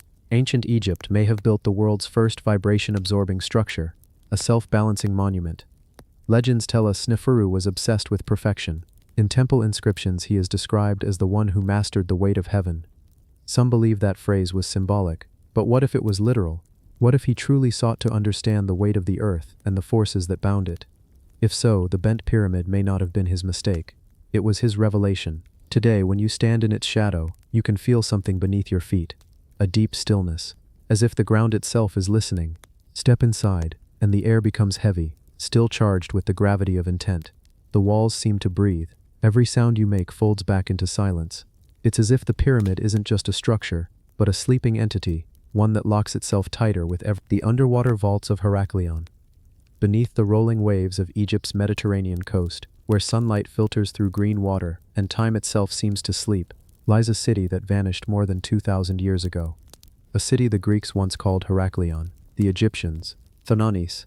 For centuries, it was a legend, whispered in scrolls and half-forgotten tales, until the sea gave it back. In 2000, marine archaeologist Franck Gaudio and his team were scanning the seabed near the mouth of the Nile when their instruments detected something impossible: massive stone structures buried beneath layers of sand and silt. Columns, statues, walls, even colossal temple foundations. As divers descended into the murky depths, the outline of a lost city began to appear, perfectly preserved in the silence of the sea. Heracleion had once been the gateway to ancient Egypt, the last city foreign ships passed before entering the Nile. It was a place of wealth, worship, and strange rituals. The temple of Amun-Gareb rose from its center, where priests blessed pharaohs before their coronations. But here's the mystery: what made this city sink? As divers explored deeper, they found evidence of massive collapses. Entire stone temples tilted, streets fractured, statues toppled. It wasn't slow erosion, it looked sudden, catastrophic. Geological studies suggested a combination of liquefaction, when water-saturated earth turns to liquid during earthquakes, and the weight of massive temples built on soft Nile clay. In one terrible moment, the foundations gave way, and Heracleion slid beneath the waves. But among the ruins, something else was discovered, something that archaeologists couldn't easily explain. In the central temple precinct, divers found sealed vaults carved into the bedrock, chambers lined with stone blocks fused so tightly that even after 2 millennia underwater, they hadn't shifted.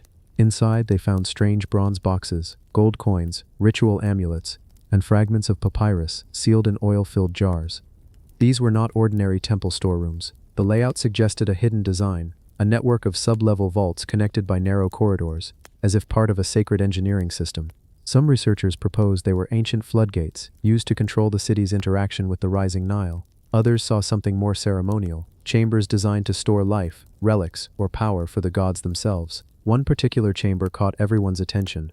A perfectly cubic room, its walls embedded with what seemed like quartz veins running in geometric patterns. When light from the diver's lamps struck it, the walls glimmered as if alive. Was it a natural effect of the minerals?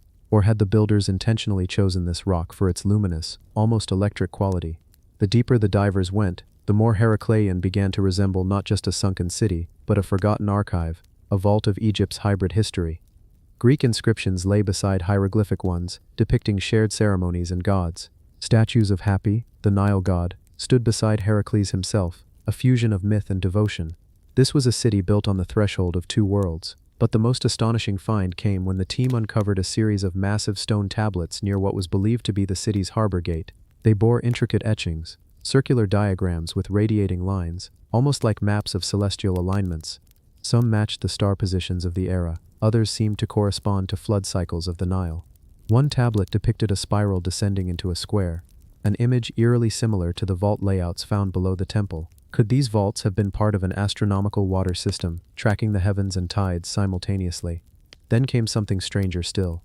Within one of the vaults, divers uncovered a sarcophagus-like container. But inside, instead of a mummy, they found a smooth black slab of basalt carved with shallow grooves that seemed designed to channel water. Some scientists speculated it was an offering basin or hydraulic altar, perhaps used to simulate divine resurrection through controlled flooding rituals. Others thought it might have functioned as an early resonance chamber, a place where sound, water, and vibration met in a sacred experiment. The idea sounds outlandish, yet Heracleion's architecture supports it. The temple's stone chambers were designed with remarkable acoustic precision. Even today, sonar readings show resonance frequencies matching the tones of ancient Egyptian chanting scales. Was Heracleion not just a port, but a kind of living machine, powered by water and sound? As excavation continues, new mysteries keep surfacing. Bronze statues of Osiris, with uncorroded surfaces. A giant stela recording decrees from Pharaoh Nectanebo I, mentioning the gods who rest beneath the waters. Even a fleet of ritual barges perfectly preserved, still bound with ancient rope. Each discovery brings us closer, yet somehow further from the truth. Was Heracleion destroyed by nature, or by design? Could its priests have known something catastrophic was coming, sealing sacred artifacts below before the city was lost? The ancient wind tunnel of Luxor. In the burning heart of southern Egypt, where the desert air shimmers like molten glass and the Nile drifts like a silver thread between two worlds, stands one of humanity's greatest architectural enigmas, the Temple of Luxor. A monument carved for gods, aligned with the stars, and infused with the mystery of pharaohs long turned to dust. But behind its beauty lies a secret, a system so advanced, so deliberate, that modern engineers are still trying to understand it. For centuries, visitors to Luxor have wondered how the temple, built over 3,000 years ago, remains astonishingly cool, even in the fiercest heat. Its sandstone corridors and vast hypostyle halls, roofed and sealed, should trap warmth like an oven. Yet when you walk through them, the air moves, soft, constant, alive. It breathes. That mystery began to draw attention when archaeologists in the 1970s, while restoring collapsed columns near the temple's inner sanctuary, discovered narrow shafts carved through the stone walls, channels that led from high exterior openings down into hidden interior corridors. These weren't cracks or later damage. They were engineered, perfectly symmetrical, evenly angled, and precisely measured to align with prevailing desert winds. When air moved through the temple, it accelerated through these tapered tunnels, creating a cooling effect eerily similar to a Venturi system used in modern ventilation.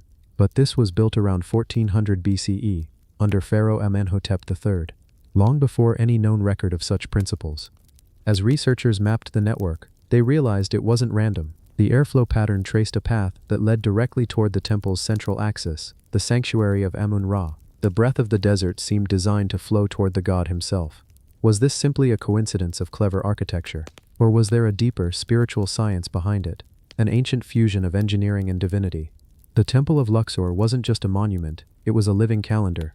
Its entire layout mirrors the solar cycle. The position of the sun during solstices and equinoxes precisely aligns with its central corridor. At dawn on the summer solstice, sunlight pierces straight through the temple gates, flooding the sanctuary with gold. The builders clearly understood light, geometry, and time, so why not air? Archaeologist Dr. Nadia El-Masri, studying the temple's geometry, proposed that these channels were not merely to cool the structure, but to energize it. The rushing air, interacting with the stone chambers, might have produced low-frequency vibrations, the same frequencies found in sacred Egyptian chants. Imagine standing inside the sanctuary, thousands of years ago. The priests chant to Amun-Ra, torches flicker, and a steady wind hums through unseen passages in the stone. The entire temple becomes an instrument, a resonating body that amplifies sound and energy, connecting the physical world with the divine. But there's more. In 2018, while conducting a 3D sonar survey under the temple's floor, researchers discovered a series of underground chambers and ducts leading downward. Some of these appeared to connect with the ancient Nile channels that once ran closer to Luxor's base. Could water have played a role in this system? Perhaps creating pressure differentials or even steam movement within the ducts? It sounds fantastical, but several clues support it. Inscriptions near the temple's rear wall mention the breath of Amun and the living wind that cools the flame. One relief even shows priests standing before what appears to be a large vent-like structure, with lines emanating outward, stylized depictions of moving air. When scientists simulated airflow using computer models based on the temple's original structure, the results were astonishing. Even with small temperature differences, the shafts could generate continuous airflow throughout the inner halls, effectively a natural air conditioning system. The pressure difference between shaded and sunlit sides of the temple would drive cool air inward and hot air out. This meant that the ancient architects weren't just decorating, they were designing for climate control, and not just in Luxor. Similar patterns were later found in Karnak, Edfu, and Medinet Habu, though Luxor's remains the most sophisticated. But there's another, more mystical layer. Some esoteric researchers believe these wind tunnels were part of an ancient ritual of purification. Air symbolized divine spirit, or Ka, the breath of life. The constant movement of air through the sanctuary was, in their view, the temple's own respiration, a cosmic breathing meant to sustain harmony between the heavens and the earth. At night, when the desert cooled and the temperature dropped, the air currents reversed direction, drawing inward instead of outward. This, they said, represented the inhalation of the god, Amun drawing in the world's essence, only to exhale it again at dawn, as light returned. It's an idea that seems poetic, until you realize how perfectly the physical evidence aligns. Hidden near the southern end of the temple, archaeologists found what they called the resonance shaft, a vertical channel that opens into a narrow circular chamber below the sanctuary. Inside, fragments of copper and electrum were discovered, fused into the stone. Some speculate these metals once lined the shaft's mouth, amplifying vibrations like a tuning fork. When air, the forgotten alloy of elephantine. Beneath the slow current of the Nile, just before it tumbles toward the first cataract, lies a small island, Elephantine. To tourists, it's a place of quiet ruins, palm groves and granite foundations. But to archaeologists, it is one of the oldest inhabited sites in all of Egypt. Older than the pyramids, older even than the unification of the kingdom itself, and buried deep beneath its sands is something that shouldn't exist. A metal unlike anything found elsewhere in the ancient world. It began with an excavation in 2016, when a team from the University of Aswan was restoring a section of temple near the old Klum sanctuary. Beneath the granite platform, they found a sealed chamber, a narrow, box-like vault cut into the bedrock. Inside were fragments of tools, crushed vessels, and what appeared to be metal ingots, corroded but gleaming faintly, even after thousands of years. At first glance, the metal looked like bronze, but it wasn't. Chemical analysis revealed something extraordinary, an alloy made of copper, tin, and an unknown silvery element, one that didn't match lead, zinc, or nickel. Its density and conductivity were far beyond anything known from the Bronze Age. The Egyptians called it the flesh of the gods. Ancient inscriptions from Elephantine and nearby Aswan speak of a divine metal born of the river and the stars. Some Egyptologists once thought it was symbolic, perhaps electrum, or a poetic term for gold. But the artifacts found in that chamber suggested otherwise. These were not ceremonial, they were tools, chisels, thin sheets, and strange spiraled rods that looked like components, not decoration. Under microscopes, their grain structure showed rapid cooling, as if the alloy had been poured at extreme temperature and then quenched instantly, a method unknown to ancient metallurgy. So the question arose, how could craftsmen on a small island over 4,000 years ago produce a metal that behaves more like a modern engineered material than a Bronze Age artifact? Elephantine, it turns out, was no ordinary settlement. It was the southern gateway of Egypt, a fortress of stone and trade. Every shipment of gold, ivory, granite, and incense from Nubia passed through here. It was a crossroads of cultures, ideas, and technologies. But it also held something deeper, workshops dedicated to Khnum, the ram-headed god of creation. In Egyptian mythology, Khnum was said to fashion life itself on a potter's wheel, shaping the bodies of gods and men alike. And in Elephantine, his priests were not just spiritual leaders, they were engineers, keepers of sacred craft. Among the ruins, archaeologists uncovered furnaces, small, circular pits lined with blackened quartz and magnetite dust. Unlike typical smelting furnaces, these had no direct air channels. Instead, they were connected by narrow stone tubes leading underground, an ancient draft system that drew air through natural pressure differences. When reconstructed, the furnaces produced temperatures exceeding 1,300 molly, hot enough to melt not just copper, but to refine alloys that required precision heating. This was thousands of years before blast furnaces or controlled bellows were invented elsewhere.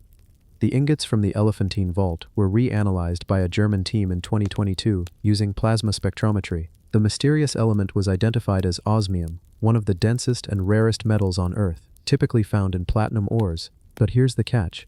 Egypt has no natural source of osmium. That means it had to come from somewhere else, or from a process we don't yet understand. How could ancient metallurgists extract osmium, an element that requires complex refining even with modern equipment? Could it have been a byproduct of another unknown ore, perhaps something brought along the Nubian trade routes from deep in Africa's interior? Some researchers propose a wild theory, that the alloy was made using meteorite fragments.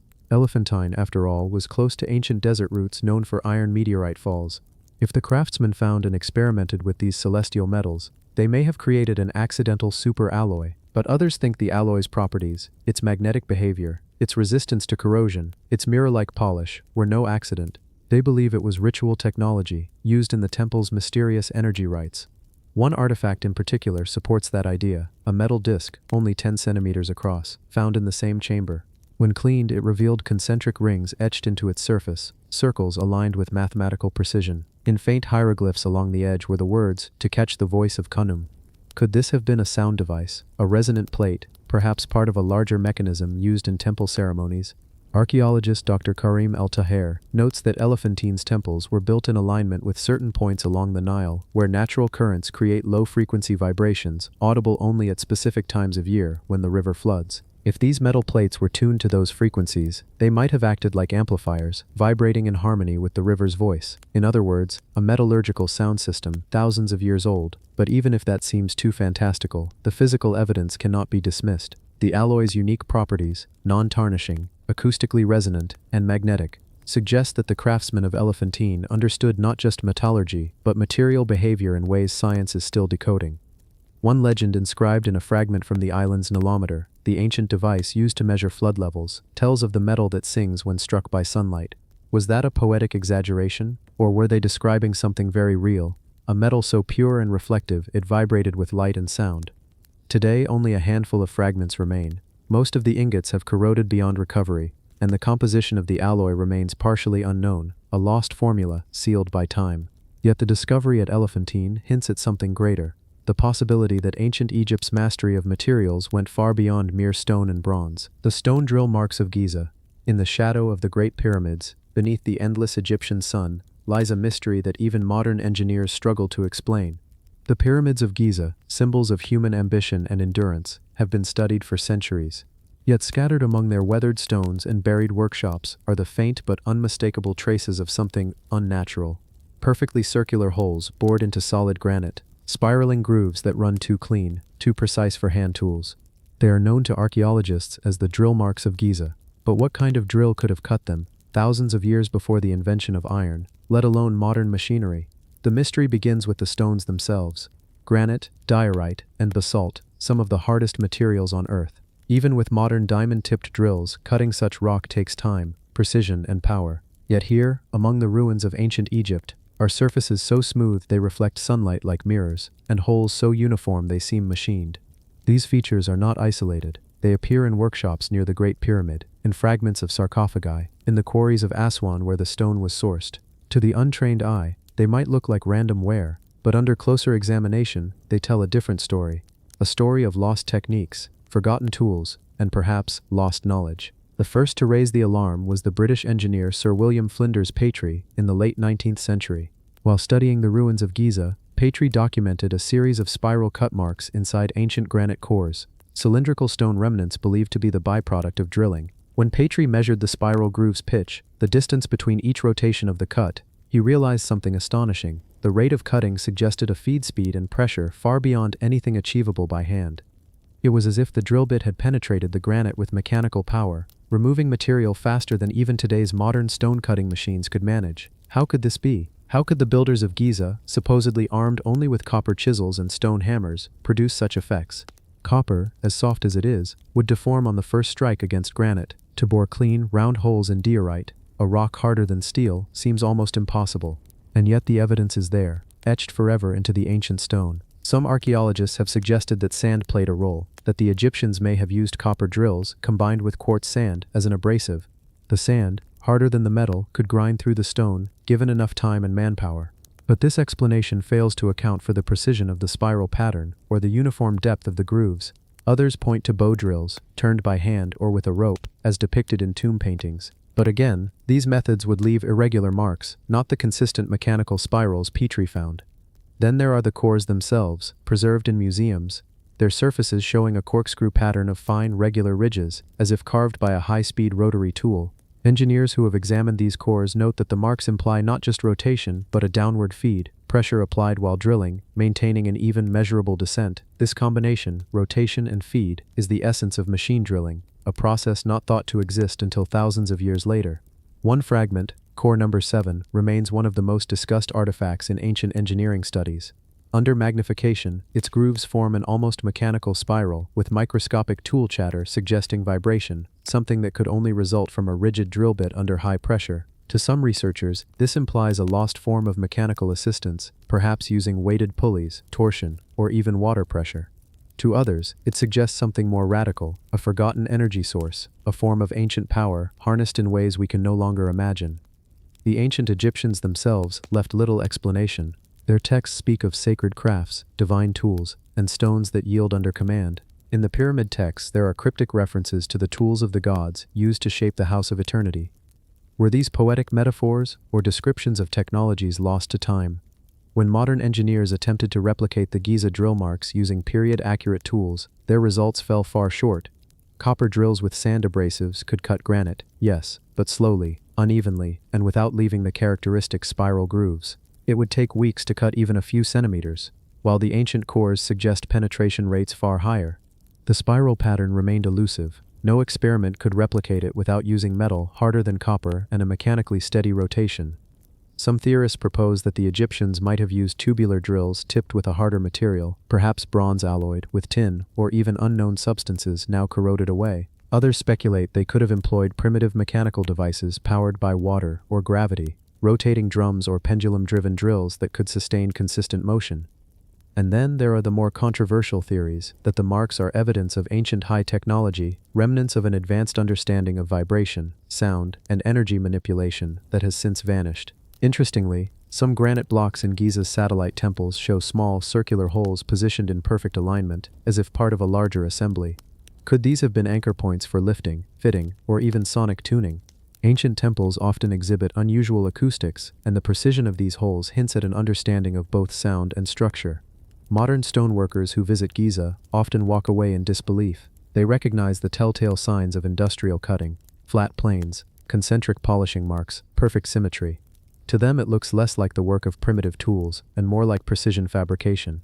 And yet, it was all done over 4,000 years ago, long before the Industrial Revolution. Some engineers studying the Giza site have proposed that the drill marks were not isolated occurrences but part of a broader pattern of engineering mastery, that the same unknown techniques used to shape these stones might explain the precision fitting of the Great Pyramid's inner chambers, where blocks weighing dozens of tons are aligned with microscopic accuracy. Perhaps the drills were just one piece of a much larger technological system, now lost beneath the sands of time. But beyond the technical mystery lies something more profound. The drill marks remind us that human history is not always linear, that progress does not always move in a straight line. Civilizations rise, achieve impossible feats, and fall, leaving behind artifacts that defy the logic of the ages that follow. The builders of Giza, the subterranean grid of the Serapeum.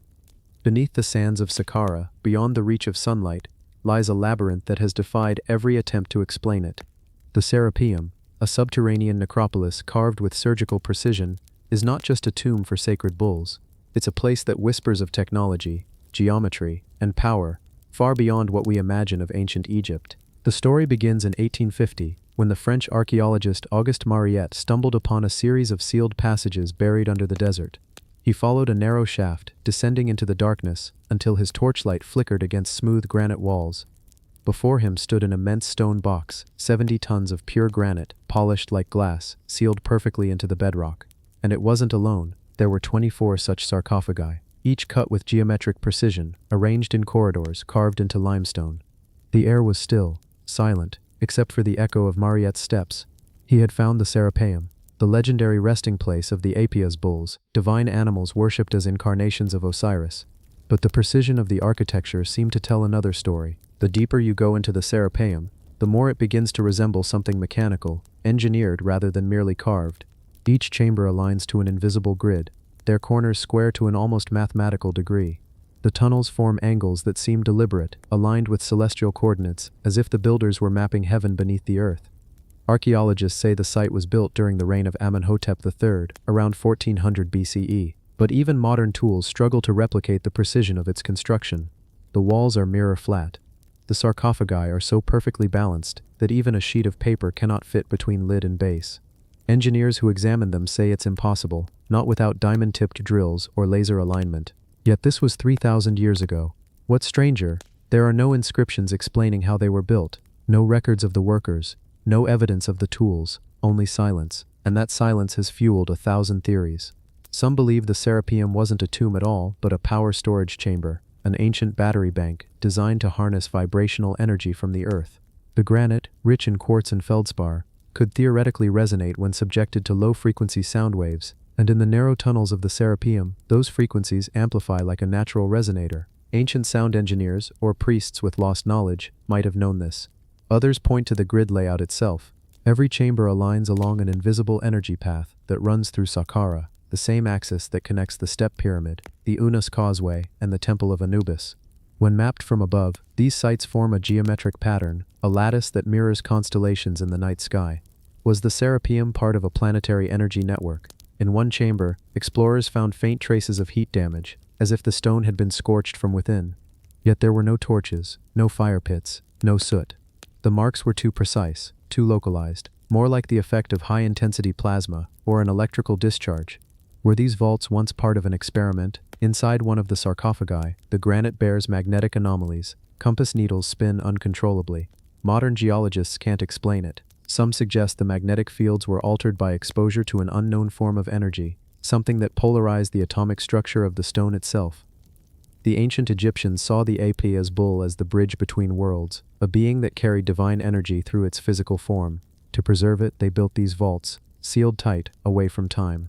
But maybe, unknowingly or not, they were also building machines, devices to preserve or channel something greater. Every wall of the Serapeum tells a hidden geometry. The chamber dimensions resonate to musical ratios, harmonic intervals like 432 Hz and 528 Hz, frequencies long associated with healing and cosmic balance. Could it be that these vaults were tuned, like instruments, to amplify the vibrational energy of life itself?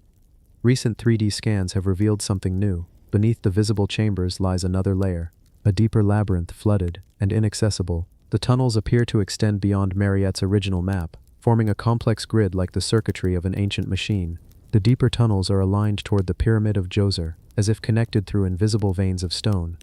Some researchers now call it the subterranean grid, an ancient matrix beneath Saqqara, linking temples, tombs, and pyramids into one colossal energy circuit. Each node, each monument, might have played a role in a forgotten system of power, ritual, or resonance. Was the Serapeum a storage vault for divine relics, a machine built to preserve frequencies, or perhaps a simulation chamber where sound and stone met to awaken something buried deep within the earth? Whatever it was, its builders understood more about vibration, gravity, and resonance than we give them credit for, and they left no clues, no texts, only the perfection of their stonework and the hum of something still alive beneath the sand. As explorers descend once more into its silent corridors, instruments detect faint tremors, pulses echoing at regular intervals. They seem to originate not from earthquakes or wind, but from within the granite boxes themselves. Could the Serapeum still be functioning? Beneath the ancient desert, in the echoing dark, lies a grid that might once have powered a civilization, or connected them to the stars. And if that's true, then Saqqara is not just the burial ground of bulls. It's the heartbeat of something cosmic, still whispering beneath the earth. The ancient seismograph of Alexandria. Beneath the roar of the Mediterranean, where ancient harbors once gleamed with bronze and marble, lies a secret that may rewrite everything we know about ancient science. Alexandria, the crown jewel of Egypt's intellectual world, was home to wonders that vanished long before our history books began. But among the relics recovered from its sunken ruins, archaeologists have found something that doesn't belong to its time: a circular bronze mechanism, intricate, balanced on a tripod base, and etched with faint inscriptions, lines that mark not the stars, but vibrations. They call it the ancient seismograph of Alexandria. The discovery was made off the coast of Abu Qir Bay, where divers exploring the remains of the ancient city uncovered fragments of what appeared to be a scientific instrument. At first it seemed like another astronomical tool, perhaps a water clock or a navigational device, but the deeper the analysis went, the more impossible it became. This object, dated to around the 2nd century BCE, nearly 2,200 years ago, functioned on principles that wouldn't appear again until the 14th century in China and the 18th century in Europe. It appears to have been able to detect and even record seismic activity. Imagine that, a machine, built in ancient Egypt, capable of feeling the earth move. The device's core was a suspended bronze sphere, resting delicately within a circular chamber. Around it, small channels radiated outward, each leading to tiny cups or vessels arranged at precise angles. Tests show traces of mercury and limestone powder, materials capable of amplifying vibration. When the ground trembled, even slightly, the sphere would shift, displacing the fluid, which would then tip one of the outer cups. But that's not all. Beneath the structure were faint engravings, wave patterns carved into the metal. When scanned under laser light, they form harmonic curves identical to modern seismic frequency maps. Whoever built this understood vibration physics. How could that be? Ancient Alexandria was the seat of human genius, home to the Great Library, where scholars like Eratosthenes measured the Earth's circumference, and Heron of Alexandria built steam-powered engines centuries before the Industrial Revolution. The seismograph fits perfectly into this forgotten golden age of invention. But this one is different. It's not just mechanical, it's resonant. At the heart of the chamber, inside a lead-lined shell, researchers found remnants of quartz crystal, crystals that respond to pressure by generating electric charge, the same principle that powers modern seismometers. Was this an ancient piezoelectric device? Did the Alexandrians discover by experiment or accident that the Earth's tremors could be converted into measurable energy? The question deepens when you consider where it was found, near the ruins of the Serapeum of Alexandria, a temple dedicated to Serapis, the god of cycles, rebirth, and balance. Ancient texts describe how the temple's priests read the movements of the earth as omens from the gods. But what if they weren't symbolic at all? What if they were literally reading them? According to a damaged papyrus from the library's archives, scholars under Ptolemy III developed a chamber that hears the trembling of the world. It mentions copper spheres, harmonic bowls, and a liquid heart that speaks when the ground breathes. For centuries, historians dismissed it as poetry. Now it sounds like engineering. In laboratory reconstructions, scientists recreated a partial version of the device using bronze, mercury, and crystal, and when placed on a vibration platform, it reacted exactly as described. The inner sphere moved minutely, the mercury resonated, and sound frequencies between 2 and 10 Hz created readable oscillations. This wasn't a myth, it was a machine, but the implications go further. Ancient Alexandria was built on a seismic fault line that stretches across the Mediterranean. Could this device have been used for early earthquake warning, or was it part of something even grander, a system of instruments across Egypt designed to detect energy pulses beneath the earth? A few hundred miles south, at Saqqara, the subterranean grid shows evidence of harmonic resonance, massive stone vaults tuned to low frequencies. What if the Alexandrians inherited that same knowledge and turned it into technology? Some researchers propose that the Alexandria seismograph wasn't just a single object, but part of a network, a scientific web connecting temples and coastal outposts, used to measure the planet's rhythm. And the clues point to the library itself. Excavation records show that beneath the royal quarter, a chamber of metallic conduits once existed, described by ancient chroniclers as pipes of the sky and earth. These may have been used to carry vibrations from the ground into instruments like this. The library's scholars might have used sound to study the planet's hidden architecture, long before modern geology was born. Yet the most haunting part is this: the final tremor it ever recorded. When the city fell, during the great earthquake and tsunami of the 4th century, the bronze sphere inside the device was locked at a perfect tilt, as if caught mid-motion.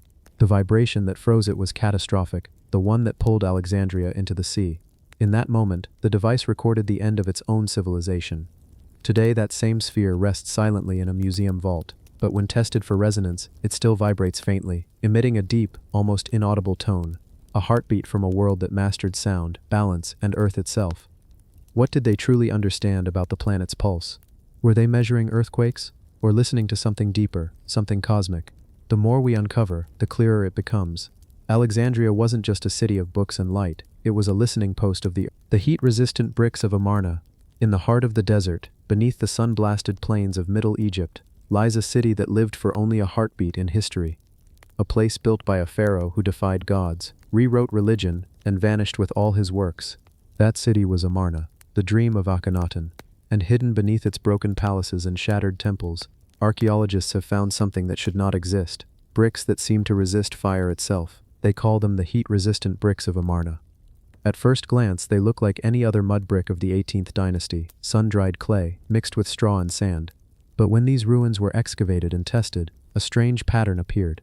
The walls of certain chambers, particularly those belonging to what scholars now call the solar halls, showed no sign of heat damage, even though the surrounding structures were charred and vitrified. In some areas, temperatures had reached nearly 900 degrees Celsius, hot enough to melt bronze. Yet these specific bricks remained perfectly intact. How could bricks made 3,300 years ago endure temperatures that would destroy even modern ceramics?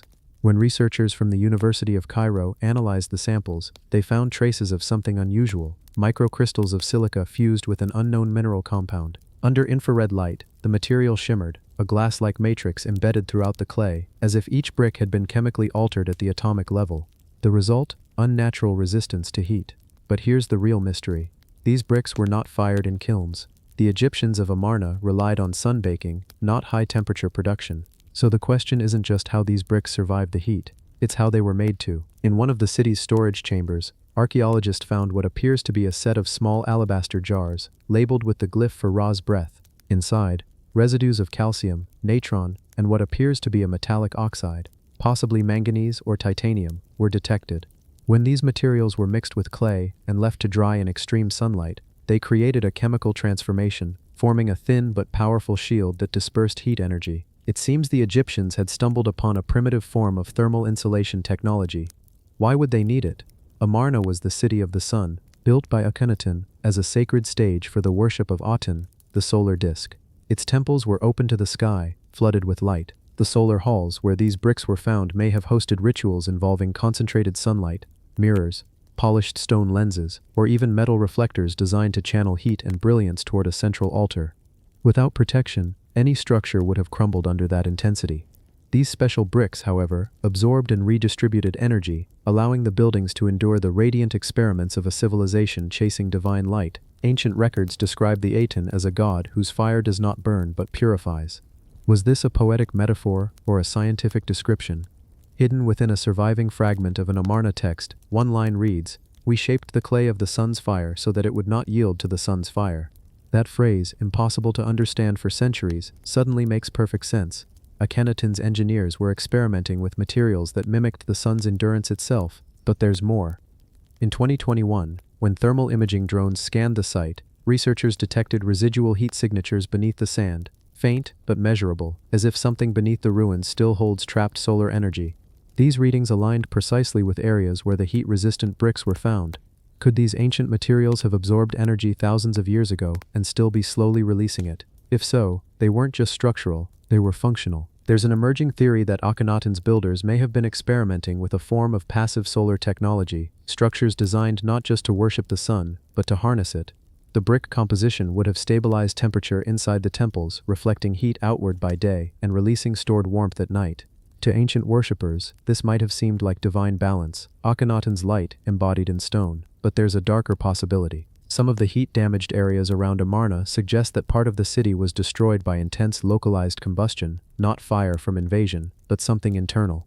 Certain courtyards show vitrified sand and partially melted limestone, evidence of a flash heat event. Was there an experiment gone wrong? Were Akhenaten's priests pushing the limits of their solar power? According to one translated hymn, the chamber of the hidden Aten burned too brightly, and the god's fire was sealed away. Perhaps those special bricks were a way to contain that fire, or survive it. Whatever they were, their composition is still unmatched. Modern attempts to replicate the bricks have failed to achieve the same stability without artificial firing. It's as if the Amarna clay was altered by a process we no longer understand. something involving sustained solar exposure, or even an unknown catalyst.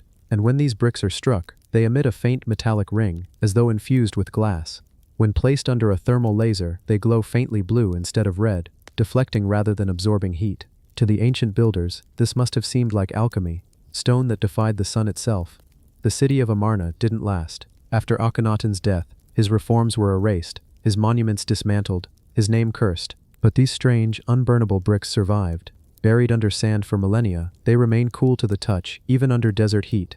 Silent, gleaming remnants of a lost scientific brilliance. Were they the product of divine inspiration, or forgotten engineering genius? Did Akhenaten's vision of the sun as a living force lead his people to uncover materials centuries ahead of their time? Perhaps the answer lies still beneath the dunes, in the laboratories of priests who believed they were shaping light itself into matter. And tonight, as we wander through the ruins of Amarna, scorched by both time and myth, we might feel a trace of that ancient heat, not burning, but whispering, the same energy that once illuminated the temples of a heretic king, still pulsing faintly in bricks that refused to melt, bricks that defied fire, and in doing so preserved the secret of a civilization that tried to build a city out of sunlight. The drone glyphs of Seti I Temple. Beneath the golden heat of the Egyptian desert, where time itself seems to dissolve into sand and silence, lies one of the most mysterious temples of the ancient world, the Temple of Seti I. Built more than 3,000 years ago, its walls tell stories of gods, kings, and a civilization that defied imagination, but hidden among the countless hieroglyphs and carved reliefs, there exists one particular set of symbols that has challenged our understanding of history, the so-called drone glyphs of Abydos. Deep within the shadowed halls of the temple, past columns etched with the names of forgotten pharaohs, there's a single panel on the ceiling that continues to stir debate. When the light hits it just right, the carvings appear to show machines, shapes that seem to resemble a helicopter, a submarine, a plane, and what some claim looks like a drone. These are not ordinary hieroglyphs. They are mechanical, symmetrical, and eerily modern. Archaeologists have spent decades trying to decode them. But could ancient Egypt, a culture that flourished thousands of years before the Wright brothers or modern technology, have actually known about flight? Or is this simply an illusion born from erosion and coincidence? The story begins with the rediscovery of Abydos in the early 19th century. Explorers like Auguste Mariette were the first to unearth the magnificent temple dedicated to Seti I, the father of Ramses the Great. But while most were captivated by the reliefs depicting gods like Osiris and Horus, a few sets of eyes noticed something different. On a section of the ceiling in the hypostyle hall, some of the carvings looked oddly out of place. A shape with a long body and rotor-like design, another with wings and a tail, and next to it, a compact form, one that many modern engineers would say bears a striking resemblance to an unmanned aerial drone. At first the phenomenon was dismissed as a trick of the light. Then, in the mid-1990s, photographs of the panel went viral, not through the internet, but through magazines and TV documentaries. Researchers and fringe theorists alike began calling them the Abydos helicopter glyphs. Some even claimed they were proof of lost ancient technology or extraterrestrial contact. But when you step closer, the truth, or something like it, becomes more complex. Egyptologists explain that what we see is not a single deliberate carving, but rather the result of overcarving, an ancient form of temple renovation. The Temple of Seti I was modified by his son Ramses II, who reinscribed his father's texts with his own titles and names. Over time, the plaster between these overlapping hieroglyphs eroded away, leaving behind a strange fusion of shapes. To the modern eye, it looks mechanical, but to ancient craftsmen, it was merely royal protocol, reusing sacred space. Yet, not everyone is convinced. Modern imaging has revealed that some of the outlines seem too clean, too deliberate to be mere coincidence. There's depth variation that suggests intentional shaping rather than accidental overlap. And when viewed under infrared scanning, subtle engravings emerge that align perfectly with aerodynamic principles, the way an engineer might sketch a design. Could the ancient carvers have known what they were depicting? To understand this question, we have to look deeper into the Egyptian worldview. The civilization was obsessed with the concept of flight, but not in the mechanical sense we know today. Their gods were winged. Their souls, or Ba, were depicted as birds soaring over the land of the living. Temples were designed as metaphysical launch pads for the spirit, connecting earth and sky. In a spiritual sense, Egypt's fascination with ascension was profound. But what if, hidden beneath myth, there was something more literal? Recent discoveries at Abydos have uncovered workshops filled with small, aerodynamic objects carved from sycamore wood. Some are thought to be ritual toys or votive offerings, but one in particular, found in 1898 at Saqqara, now known as the Saqqara bird, has stunned engineers. With swept wings and a perfectly balanced fuselage, it behaves aerodynamically similar to a glider. NASA aerodynamics specialists once ran simulations of its structure. When scaled properly and equipped with a stabilizing tailplane, it could indeed generate lift. So if the Egyptians experimented with basic flight principles, even symbolically, could the drone glyphs represent an ancient memory of something real? Local legends seem to think so. The priests of Abydos, according to oral traditions recorded centuries later, spoke of the eyes of the sky, devices that watched over the Nile and reported to the gods. Could these eyes have been metaphorical descriptions of celestial surveillance, or literal craft seen in the heavens, long before our age of aviation? Ancient texts from the Book of the Dead mention metal birds and the chariots of Ra that travel between the worlds. These aren't mere poetic flourishes, they are part of a consistent pattern across civilizations: sky beings, flying discs, winged chariots, motifs echoed in Sumer, India, and Mesoamerica. When modern researchers analyzed the Abydos glyphs using photogrammetry, they discovered another clue. The carvings are layered over a hidden grid system, faint outlines used by the original artisans to scale their inscriptions with mathematical precision. Some of these measurements, when converted, align with ratios used in aeronautics: lift-to-drag symmetry, fuselage proportion, and thrust geometry. It's almost as if whoever designed them had a conceptual understanding of motion and balance. Then there's the acoustic factor. The chamber where the glyphs appear is one of the most resonant spaces in the temple. Clap once, and the sound echoes back in perfect harmonic balance. The ancient Egyptians may have used these vibrations during rituals to simulate the hum of divine presence, but to some, it evokes another image entirely: the deep mechanical pulse of an engine. Could it be that the drone glyphs of Abydos weren't meant to depict machines, but rather sound, vibration, and spiritual energy, the unseen forces that connect heaven and earth? In that sense, perhaps the ancients were describing flight, not through metal and fuel, but through resonance, an energy of ascension. Still, evidence continues to blur the line between the mythical and the mechanical. In 2018, a French-Egyptian research team uncovered fragments of copper and magnetite within nearby burial shafts at Abydos. These minerals, when arranged in specific ways, generate magnetic fields. Though likely ritual in nature, their placement suggests an understanding of polarity, something far ahead of its time. Imagine for a moment a civilization whose spiritual practices mirrored technologies we rediscovered millennia later. Where stone, the ancient welding of the Valley Temple. The Valley Temple stands in silence at the edge of the Giza Plateau, a colossal monument carved from blocks so massive, so perfectly joined, that even today we struggle to understand how they were fitted together. In the fading light of sunset, the stone glows with a metallic sheen, bronze against the desert gold, and it's here, buried beneath centuries of sand and speculation, that one of Egypt's most confounding mysteries lies: the possibility that the builders of the Valley Temple possessed an ancient form of stone welding. To the casual visitor, the temple appears simple, a geometric masterpiece of limestone and red granite. But to the trained eye, it is an engineering anomaly. Each block weighs between 100 and 200 tons. The seams between them are so precise, they appear fused, not carved, not fitted, but melted together. Some joints display glassy surfaces, as though the rock itself was softened under intense heat and then solidified, bonding into a single seamless mass. Could it be that ancient Egypt, more than 4,000 years ago, used a technique similar to welding, not of metal, but of stone? Let's start with what we know. The Valley Temple, part of the pyramid complex of Khafre, served as a mortuary site, a place where the body of the pharaoh was prepared for its journey to the afterlife. But the construction of this site has puzzled archaeologists for generations. Unlike the Great Pyramid's uniform limestone casing, the Valley Temple's inner core is built from Aswan granite, the hardest natural stone in Egypt. Modern diamond-tipped tools struggle to cut it, yet here the surfaces are flawlessly polished, the edges razor straight. When early explorers first uncovered the site in the 19th century, they assumed the builders must have poured molten copper, or used primitive chisels. But those theories soon collapsed under the evidence. Copper, even molten, cannot cut granite. The melting point of granite exceeds 1,200 tons, far beyond the limits of any tool known from that era. So how did the Egyptians manage this? Enter the mystery of the fused seams. Photographs taken during early excavations show lines between granite blocks that shimmer in the sun, surfaces that appear vitrified, as if exposed to extreme heat.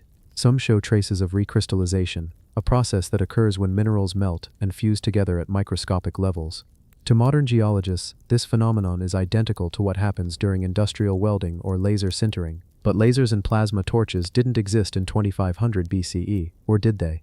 One fringe hypothesis put forward by engineer Chris Dunn in the 1990s suggests the ancient Egyptians might have used ultrasonic resonance, a technique that employs high-frequency vibration to soften molecular bonds in stone. In theory, a directed frequency could weaken granite just enough to allow precision joining without melting. Modern researchers have replicated this effect using piezoelectric tools, generating results eerily similar to what we see in the Valley Temple. But the mystery doesn't stop there. Microscopic scans of samples taken from the temple's joints reveal traces of a thin, glass-like compound. Not plaster, not cement. Under magnification, the material contains fused quartz particles and magnetite, both byproducts of high-temperature exposure. One could argue that this was the residue of an unknown thermal bonding process. Was it accidental or deliberate? To answer that, we must look at how the Egyptians viewed stone itself. To them, it wasn't just a building material. It was alive. They believed granite carried the essence of the gods, its veins filled with divine energy. The Valley Temple, according to ancient texts, was a house of eternal flesh. Perhaps that was not only spiritual language. Perhaps they literally fused the stone, creating a seamless, immortal structure that could endure the weight of eternity. What's more intriguing is the layout of the temple itself.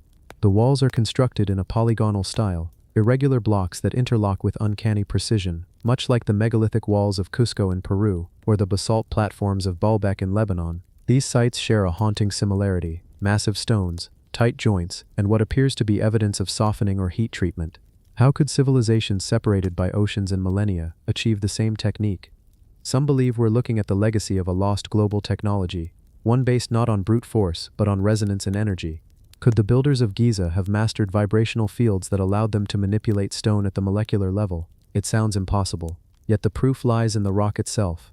Consider the basalt floor near the temple. When examined under a spectrometer, it shows discoloration consistent with electromagnetic exposure, as if large-scale induction had taken place. In other words, heat was generated within the stone, rather than applied externally.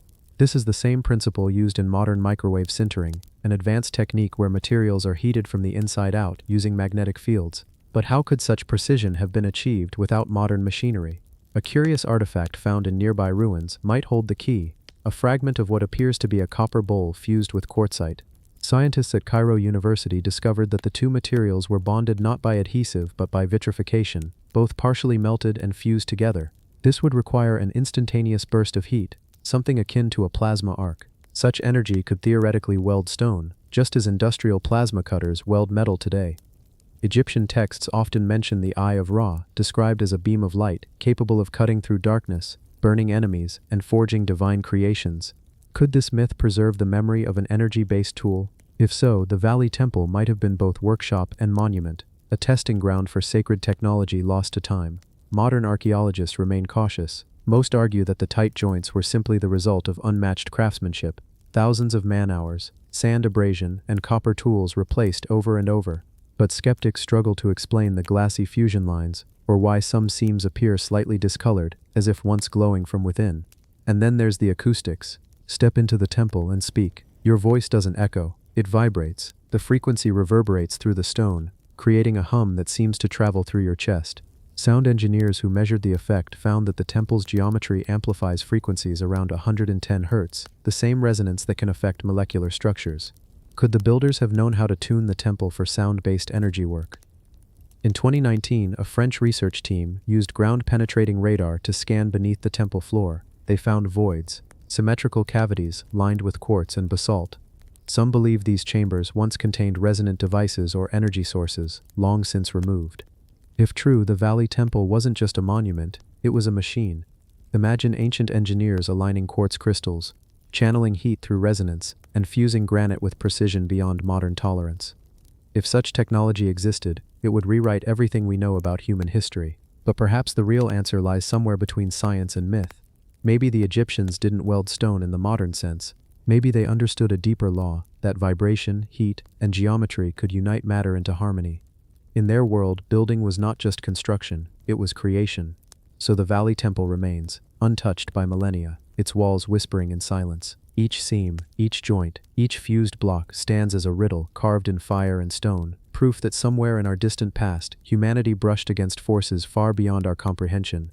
And as night falls over Giza, the temple glows under the moonlight, a reminder that even stone can carry memory, and that sometimes the answers to the greatest mysteries are welded not in metal or fire, but in time itself.